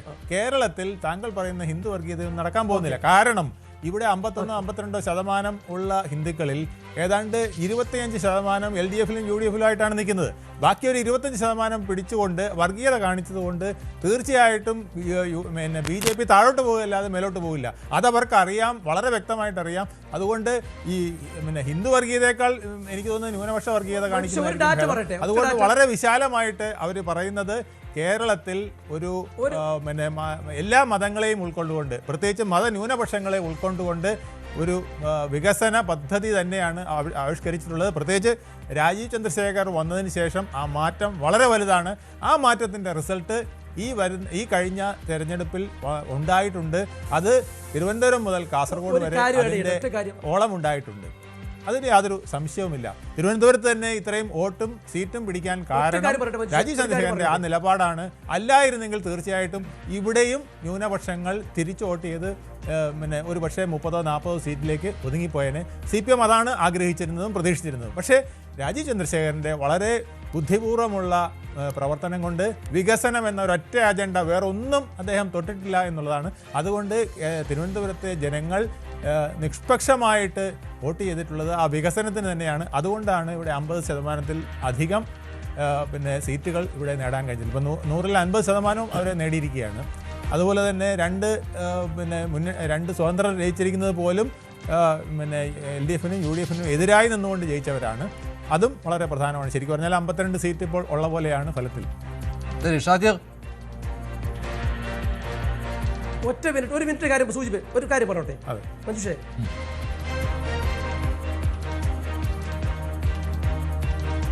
പറഞ്ഞോളൂ. ഹലോ, പറഞ്ഞോളൂ മഞ്ജുഷ, കേൾക്കുന്നുണ്ടോ? കേൾക്കുന്നുണ്ട്. അതായത് നിങ്ങൾ BJPയുടെ വളർച്ചയെ കുറിച്ച് പറയുന്നുണ്ടല്ലോ. കേരളത്തിൽ 941 ഗ്രാമപഞ്ചായത്ത് സംവിധാനങ്ങളുണ്ട്. വെറും 25 പഞ്ചായത്ത് മാത്രമാണ് ഇവർക്ക് ഭരിക്കാൻ അവസരമുണ്ടായത്. 152 ബ്ലോക്ക് പഞ്ചായത്തുണ്ട്. ഒരു ബ്ലോക്ക് പഞ്ചായത്ത് പോലും BJPക്കോ NDAക്കോ ഭരിക്കാൻ അവസരം കിട്ടിയിട്ടില്ല. കേരളത്തിൽ 14 ജില്ലാ പഞ്ചായത്തുണ്ട്. ഒരു ജില്ലാ പഞ്ചായത്ത് പോലും ഭരിക്കാൻ NDAക്ക് അവകാശം ഉണ്ടായിട്ടില്ല. 86 മുനിസിപ്പാലിറ്റി ഉണ്ട്. വെറും 2 മാത്രമാണ് ഇവർക്ക് ഭരിക്കാൻ അവസരം. പിന്നെ എന്ത് BJPയുടെ ഭരണമാണ്, എന്ത് മുന്നേറ്റമാണ് കേരളത്തിൽ ഉണ്ടായിട്ടുള്ളത്? തിരുവനന്തപുരം കോർപ്പറേഷൻ മാത്രം ചൂണ്ടിക്കാട്ടി കേരളത്തിൽ 3.5 കോടി ജനങ്ങളെയും ഈ നോക്കണ്ടേ? ഇപ്പൊ BJP ഇവിടെ ഒറ്റയ്ക്കാണ് നിൽക്കുന്നത്. ശരിക്കും ഒരു മുന്നണി ഉണ്ടെന്ന് പറഞ്ഞാൽ പോലും ആ ഒരു മുന്നണി അല്ലത്. വളരെ ചെറിയ ഒരു കൂട്ടുകെട്ടാണുള്ളത്. അതിനിടയിൽ അവർക്ക് LDFിൽ നിന്നും UDFിൽ നിന്നും ഒരുപോലെ വർഗീയ മുദ്ര ചാർത്തിക്കൊണ്ടുള്ള അല്ലല്ല, അവർ നിങ്ങൾ രണ്ടു കൂട്ടരും വളരെ ഭംഗിയായിട്ട് വർഗീയത ചാർത്തി BJPയെ ഒതുക്കുന്നുമുണ്ട്. എന്നാൽ നിങ്ങളൊക്കെ ആവശ്യത്തിന് വർഗീയത പറയുന്നുമുണ്ട്. ഇപ്പോൾ വെള്ളാപ്പള്ളി നടേശന്റെ അല്ലല്ല, ഞാനിവിടെ പറഞ്ഞോളൂ ഷാക്കിരെ, താങ്കളിപ്പോ വെള്ളാപ്പള്ളിയുടെ വർഗീയത പറഞ്ഞു. അതേ രീതിയിൽ തന്നെയാണ് താങ്കളുടെ നേതാവായ KM ഷാജി പല തീവ്രമായ പ്രസംഗങ്ങളും നടത്തിയിട്ടുള്ളത്. അപ്പോൾ എനിക്ക് തോന്നുന്നു വെള്ളാപ്പള്ളി അത്രയും തീവ്രമായിട്ട് പറഞ്ഞിട്ടില്ല. ചില എവിടെയാണ് കാര്യങ്ങൾ ഒരു ഉദാഹരണം പറയാൻ പറഞ്ഞിട്ടുണ്ടാവാം. പറ്റുമോ? വെറുതെ ഇതിൽ പറഞ്ഞു പോലെ അല്ലല്ല, വെറുതെ അല്ല. മതം എന്ന് പറഞ്ഞുകൊണ്ട് പറഞ്ഞ എത്രയോ വീഡിയോകൾ നമ്മുടെ സോഷ്യൽ മീഡിയയിൽ പ്രചരിക്കുന്നുണ്ട്. അതിനൊന്നും നിങ്ങളാരും നിഷേധിച്ചിട്ടില്ല. ഒരിക്കൽ പോലും അത് തെറ്റാണെന്ന് പറഞ്ഞിട്ട് പോലും ഇല്ല. നിങ്ങളോട് വളരെ ബഹുമാനത്തോട് ചോദിക്കട്ടെ, അല്ല വെറുതെ അല്ല. ഇത് ഞാനിപ്പോ വേണമെങ്കിൽ ആ വീഡിയോ താങ്കൾക്ക് അയച്ചു തരാം. ബഹുമാനത്തോട് നിങ്ങളോട് ചോദിക്കുന്നു, ഒരു ഉദാഹരണം പറയും. ഷാജി പറഞ്ഞ മതമാണ് പ്രധാനം എന്ന് പറഞ്ഞ വാചകങ്ങൾ എത്ര സ്ഥലങ്ങളിൽ പിന്നെ പ്രചരിച്ചിട്ടുണ്ട്. അതിൽ മതവിദ്വേഷം തന്നെയാണ് പറഞ്ഞിട്ടുള്ളത്. അപ്പോൾ മതത്തിന്റെ പേരിൽ എല്ലാവരും കേരളത്തിൽ കളിക്കുന്നുണ്ട് എന്നുള്ളത് അല്ല. ഞാൻ അങ്ങനെയാണെങ്കിൽ കുറച്ചുകൂടെ വ്യക്തമായിട്ട് എനിക്ക് പറയാനുണ്ട്. ഈ UDF മാത്രമല്ല LDF ഈ വർഗീയത തന്നെയാണ് കളിക്കുന്നത്. അതായത് LDF ചെയ്യുന്നത് എന്തെന്ന് വെച്ചാൽ കുറച്ചുകൂടെ തീവ്രമായിട്ടാണ്. ഇപ്പോൾ നേരത്തെ പറഞ്ഞ പോലെ SNDP, NSS, KPMS എന്നിവരുടെ നേതാക്കളെ തങ്ങളുടെ പക്ഷത്തേക്ക് ചേർത്തുകൊണ്ട് അവരെ കൂടെ നിർത്തിക്കൊണ്ട് ഒരു വർഗീയ മുഖം നിലനിർത്താനായിട്ട് അല്ലെങ്കിൽ ജാതീയ മുഖം നിലനിർത്താനായിട്ട് ശ്രമിക്കുന്നു. അതുപോലെ തന്നെ കാന്തപുരത്തിനെ ഒപ്പം നിർത്തിക്കൊണ്ട് പിന്നെ അതൊന്നും വർഗീയമല്ല എന്ന് നിങ്ങൾ പറയും. പക്ഷേ വർഗീയതയുടെ മൂടുപടം ഇട്ടുകൊണ്ടാണ് ഈ കാര്യങ്ങളൊക്കെ ചെയ്തിട്ടുള്ളത്. നിങ്ങളും അത്തരത്തിൽ വർഗീയത കളിക്കുന്നുണ്ട്. ആ വർഗീയത കൊണ്ടാണ് കേരളത്തിൽ ഒരുപക്ഷെ വർഗീയമായിട്ട് ചിന്തിക്കാത്ത വിഭാഗങ്ങളിൽ പോലും BJP കടന്നു കയറാൻ കഴിഞ്ഞിട്ടുള്ളത് എന്നുകൂടെ താങ്കൾ മനസ്സിലാക്കിയാൽ ശരി. ശ്രീ മോഹൻ ബഗീസ്, നേരത്തെ നമ്മൾ പറഞ്ഞു വന്ന കാര്യം BJP അകറ്റി നിർത്തുന്നതിന് വേണ്ടിയുള്ള പോസ്റ്റ് പോൾ സിനോരിയ അത് കാണേണ്ടി വരുമോ ഇനി? 2 ഘട്ടങ്ങളാണ്. പ്രീ പോൾ ഞാൻ നേരത്തെ ഒരു നിലപാടെടുത്തു, അതിൽ തന്നെ ഉറച്ചു നിൽക്കുന്നു. തെരഞ്ഞെടുപ്പ് സമയത്ത് UDFും LDFും തമ്മിലോ LDFും BJPയും തമ്മിലോ BJPയും LDFും തമ്മിലോ ഉള്ള അണ്ടർസ്റ്റാൻഡിങ്ങിനുള്ള സ്കോപ്പ് ഇവിടെ ഇല്ല.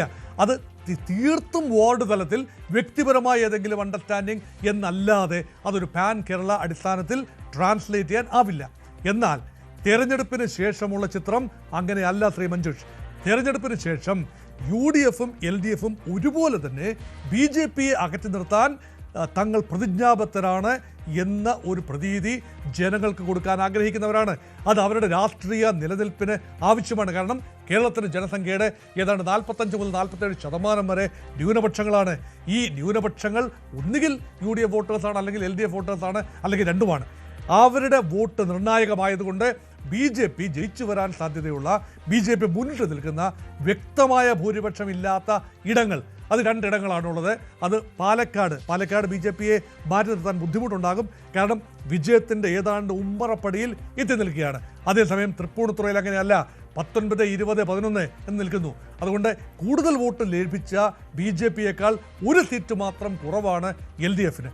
അങ്ങനെ തൃപ്പൂണിത്തുറയിൽ LDFും UDFും തമ്മിൽ ഒരു സഹകരണം അല്ലെങ്കിൽ ഒരു അണ്ടർസ്റ്റാൻഡിങ് ഉണ്ടായാൽ ഞാൻ അത്ഭുതപ്പെടില്ല. അത് അവർ പരസ്പരം ഇഷ്ടപ്പെടുന്നതുകൊണ്ടല്ല, മറിച്ച് BJPയെ മാറ്റി നിർത്താൻ അത് ആവശ്യമായി വരുന്നു.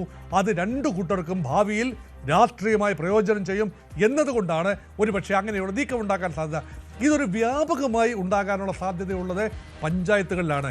25 പഞ്ചായത്തുകൾ, അതിൻ്റെ ബ്രേക്കപ്പ് കൃത്യമായി എനിക്കറിയില്ല. അതായത് 25 പഞ്ചായത്തുകളിൽ BJP മുന്നിട്ട് നിൽക്കുന്നു. അതിൽ എത്ര പഞ്ചായത്തിലാണ് BJPക്ക് വ്യക്തമായ ഭൂരിപക്ഷം, അതായത് ഭരിക്കാൻ ആവശ്യമായ 50%-ൽ ഒരു സീറ്റ് കൂടുതൽ, അതറിയില്ല. അവിടെ ഉൾപ്പെടെ BJPയെ മാറ്റി നിർത്താൻ LDFും UDFും തമ്മിൽ ചില പോസ്റ്റ് പോൾ സഹകരണങ്ങൾ ഉണ്ടായാൽ അത്ഭുതപ്പെടാനില്ല. അതുകൊണ്ട് അവിടെയാണ് ഇതൊരു രാഷ്ട്രീയ സദാചാരത്തിൻ്റെ വിഷയമേ അല്ല. ഇതൊരു തരം പ്രായോഗിക രാഷ്ട്രീയത്തിൻ്റെ, വോട്ട് ബാങ്ക് പൊളിറ്റിക്സിൻ്റെ, പൊസിഷനിങ്ങിൻ്റെ ഒക്കെ കാര്യമാണ്. അതുകൊണ്ടാണ് ഇവിടെ ഇലക്ഷൻ സമയത്ത് കൃത്യമായി 3 ചേരികളിലായി നിന്ന് തന്നെ മത്സരിക്കുന്ന ഒരു കേരള ചിത്രമാണ് കാണുന്നത്. ഇനി സമഗ്രമായ ഒരു ചിത്രം പരിശോധിക്കുമ്പോൾ കേരളത്തിന്റെ മൊത്തമായ ഇപ്പോൾ അത് ഈ പ്രാദേശിക തലത്തിലുള്ള നീക്കുപോക്കുകൾ ധാരണ എന്ന് പറഞ്ഞ് ഒഴിഞ്ഞുമാറുവാനും കഴിയും. ഇല്ല, ഇപ്പോൾ LDFും UDFും തമ്മിലുള്ള നേരിട്ടുള്ള ഒരു ധാരണയല്ല, പ്രാദേശിക തലത്തിൽ തീരുമാനമെടുത്ത് ഞങ്ങൾ അങ്ങനെ ആ പ്രാദേശിക തലത്തിൽ തന്നെ അങ്ങനെ ഒരു തീരുമാനമെടുത്തു, അല്ലേ? അങ്ങനെ പറഞ്ഞുകൊണ്ട് ഒഴിയും. ഇപ്പോൾ അല്ല, താങ്കൾ പറഞ്ഞു താങ്കൾക്കത് ഏതൊക്കെ പഞ്ചായത്തുകളാണെന്ന് അറിയില്ലായിരുന്നു. പല പഞ്ചായത്തുകളിലും അങ്ങനെയാണ്. കാരണം മുമ്പ് ഉണ്ടായിരുന്നു. ഇപ്പോൾ ഉദാഹരണത്തിന് ഇപ്പോൾ തിരുവനന്തപുരത്ത് തന്നെ അതിയന്നൂർ എന്നുള്ളൊരു പഞ്ചായത്തുണ്ട്. അവിടെ തന്നെ 10 അവിടെ കേവല ഭൂരിപക്ഷത്തിന് വേണ്ട അംഗസംഖ്യ. 18 പേരാണ് ആകെയുള്ളത്. ടോട്ടൽ വാർഡ് 18, അവിടെ കേവല ഭൂരിപക്ഷത്തിന് വേണ്ടത് 10. അവിടെ UDFന് 2ഉം LDFന് 7ഉമാണ്. അവിടെ BJPക്ക് 8ആണ്. BJPയുടെ നമ്പർ, ഒരു സ്വതന്ത്രൻ, മറ്റുള്ളവരും ഉണ്ട്. അവിടെ വേണമെങ്കിൽ 7ഉം 2ഉം ചേർന്നാൽ 9ആയി. മറ്റുള്ളവരുടെ സഹായത്തോടു കൂടി വേണമെങ്കിൽ കേവല ഭൂരിപക്ഷം നേടാൻ കഴിയും, BJP അകറ്റി നിർത്താം. ഇതൊരു ഉദാഹരണം മാത്രമാണ്. അത് ഒറ്റപ്പെട്ട ഒറ്റപ്പെട്ട പല പഞ്ചായത്തുകളിലും അങ്ങനെയാണ്. തൊട്ടടുത്ത് അഴൂർ എന്നുള്ളൊരു പഞ്ചായത്തുണ്ട്. അവിടെ 10 മെജോറിറ്റിക്ക് വേണ്ടത്, 9 BJPയുടെ സംഖ്യ, 5ഉം 4ഉമാണ് ആരുടെ LDFും UDFും ചേർന്നാൽ. അപ്പോൾ സ്വാഭാവികമായിട്ടും 9 18 അല്ല. ഇത് സംവിധായകരോട് വിശദീകരിക്കാൻ എളുപ്പമാണ്. കാരണം ഇത് തികച്ചും പ്രാദേശികമായ ഒരു തലത്തിൽ ഭാരതീയ ജനതാ പാർട്ടിയെ മാറ്റി നിർത്താൻ വേണ്ടി തങ്ങളിതാ മഹാത്യാഗം ചെയ്തിരിക്കുന്നു എന്ന് പറയാൻ ഇടതുപക്ഷ ജനാധിപത്യ മുന്നണിക്കും ഐക്യജനാധിപത്യ മുന്നണിക്കും അവസരമുണ്ട്. അതൊരു ലാർജർ പിക്ചറിൽ വരുമ്പോൾ അതൊരു ഗുഡ്വില്ലായിട്ട് മാറും, വോട്ടായിട്ട് മാറും എന്ന് രണ്ട് കൂട്ടരും ചിന്തിക്കുന്നു. അതുകൊണ്ടാണ് പറയുന്നത് ഇതൊരു മൊത്തത്തിലുള്ളൊരു പ്രതിഭാസത്തിൻ്റെ ഭാഗമായി കാണാനേ ആവില്ല എന്ന് ആവർത്തിച്ച് പറയുന്നത് അതുകൊണ്ട് തന്നെയാണ്. ശരി, ഷാക്കിർ, അങ്ങനെ തന്നെ പറയാമല്ലേ? പ്രാദേശികമായ ധാരണകൾ ഉണ്ടാകാം, പക്ഷേ അതിനെ ആലോചിച്ചുറച്ച് സംസ്ഥാന തലത്തിൽ എടുക്കുന്ന ഒരു തീരുമാനമായിരിക്കില്ല. തീർച്ചയായും വളരെ കറക്റ്റാണ് അദ്ദേഹം പറഞ്ഞത്. അങ്ങനെയല്ലേ ഉണ്ടാവുള്ളൂ. കേരളത്തിൽ പിന്നെ 1000-ഓളം വരുന്ന ത്രിതല പഞ്ചായത്ത് സംവിധാനങ്ങളിൽ, 1000-ലധികം വരുന്ന ത്രിതല പഞ്ചായത്ത് സംവിധാനങ്ങളിൽ ഏതെങ്കിലും ഒറ്റപ്പെട്ട സ്ഥലത്ത് അവർ പ്രാദേശികമായി എടുക്കുന്ന തീരുമാനങ്ങൾ അത് അവിടുത്തെ പ്രാദേശികമായ സാഹചര്യം അനുസരിച്ചായിരിക്കും. അവിടെ നമ്മളെന്ന് പറയാനല്ല, UDF നേതൃത്വം എന്ന് പറയാനാണ്. അവിടുത്തെ ജനങ്ങളുടെ പൾസ് അനുസരിച്ചിട്ട് അവിടുത്തെ സാഹചര്യം അനുസരിച്ച് തീരുമാനിക്കട്ടെ. അവിടെ നമ്മൾ കാത്തിരുന്ന് കാണുക എന്നല്ലാതെ മുൻകൂട്ടി അഭിപ്രായം പറയാൻ കഴിയില്ലല്ലോ. പാലക്കാട് നഗരസഭ ആദ്യമായി BJP പിടിച്ച സാഹചര്യം ഞാൻ നേരത്തെ പറഞ്ഞു. CPM അവർക്ക് വഴിയൊരുക്കി കൊടുത്തതാണ്. CPM അവർക്കെതിരെ UDFനൊപ്പം ചേരാൻ തയ്യാറായാൽ UDF ഒരു വേള CPMന് ചെയർമാൻ സ്ഥാനം കൊടുക്കാൻ വരെ സന്നദ്ധമായിരുന്നു. പക്ഷെ അവർ ഏറ്റെടുക്കാതെ BJPക്ക് അനുകൂലമായി സാഹചര്യം ഒരുക്കി കൊടുത്തു. അങ്ങനെയല്ല ആദ്യമായി നഗരസഭ പാലക്കാട് BJP ഭരിക്കാൻ വരുന്നത്. അപ്പോൾ അതുകൊണ്ട് തന്നെ വരട്ടെ, വരുമ്പോൾ നമുക്ക് ആ വിഷയത്തിൽ അഭിപ്രായം പറയാം. ശരി, അങ്ങനെ തന്നെയാണ്. വെൽഫെയർ പാർട്ടി ബന്ധം അതിവിടെ നമ്മൾ ചർച്ച ചെയ്യാതെ പോയി. UDFന് ഇത്തവണ വെൽഫെയർ പാർട്ടിയുമായിട്ട് ബന്ധമുണ്ടായിരുന്നു, ഇല്ല എന്ന് എത്ര പറഞ്ഞാലും അല്ലേ?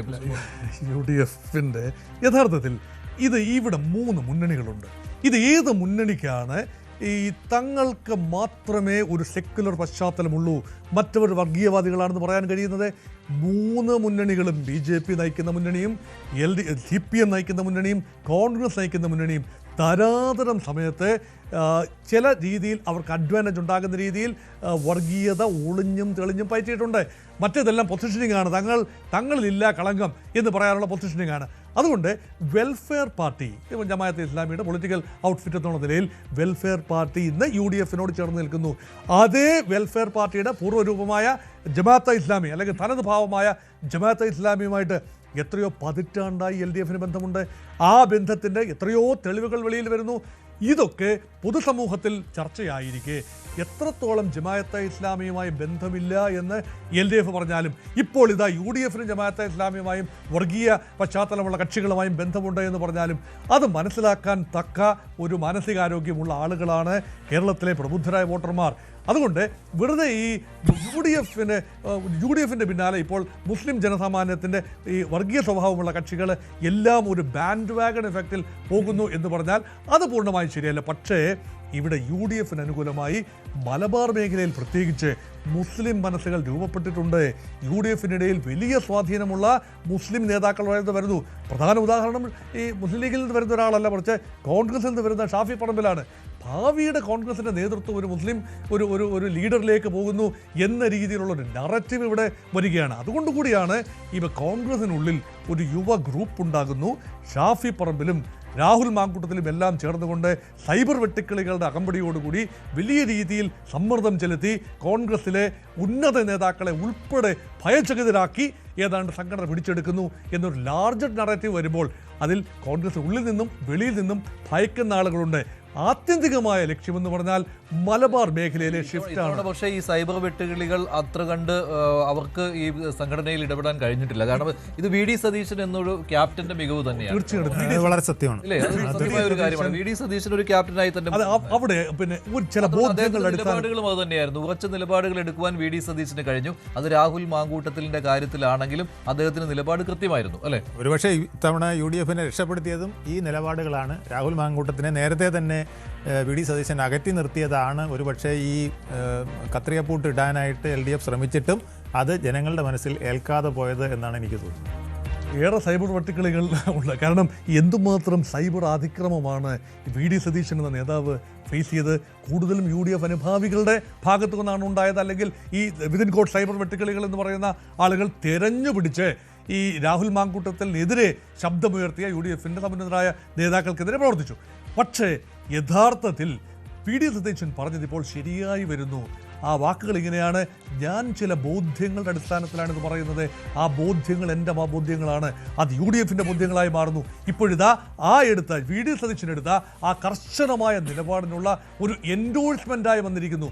രാഹുൽ മാങ്കൂട്ടത്തിൽ കോൺഗ്രസ് പാർട്ടിക്ക് ബാധ്യതയായി മാറാതിരുന്നതിന് പിന്നിൽ VD സതീശൻ്റെ കൃത്യമായ ബോധ്യങ്ങളും അത് സംഘടനയെ പറഞ്ഞു ധരിപ്പിച്ചതും വൈകിയെങ്കിലും രാഹുൽ മാങ്കൂട്ടത്തിനെ പുറത്താക്കി അങ്ങനെ ഒരു അഗ്നിശുദ്ധി വരുത്താൻ കഴിഞ്ഞു എന്ന് പറയുമ്പോൾ അവിടെ സതീശൻ്റെ മാർക്കറ്റ് വാല്യൂ വളരെയധികം ഉയർന്നിരിക്കുന്നു. അതുമാത്രമല്ല, സതീശൻ്റെ സ്വന്തം തട്ടകം എറണാകുളം ജില്ല ഒരു ബ്ലെമിഷുമില്ലാതെ വൻപൻ മുന്നേറ്റം എല്ലാ തലത്തിലും, ബ്ലോക്ക് പഞ്ചായത്ത്, ജില്ലാ പഞ്ചായത്ത്, ഗ്രാമപഞ്ചായത്ത്, എറണാകുളം കോർപ്പറേഷൻ, അവിടെ എല്ലാം തന്നെ ഏതാണ്ട് പ്രതിപക്ഷത്തെ പൂർണ്ണമായി LDF സംവിധാനത്തെ പൂർണ്ണമായി ടച്ചുടച്ചുകൊണ്ട് മുന്നോട്ട് പോകാൻ കഴിയുന്നു. അതുകൊണ്ട് VD സതീശൻ ടച്ച് ഇതിനകത്തുണ്ട്.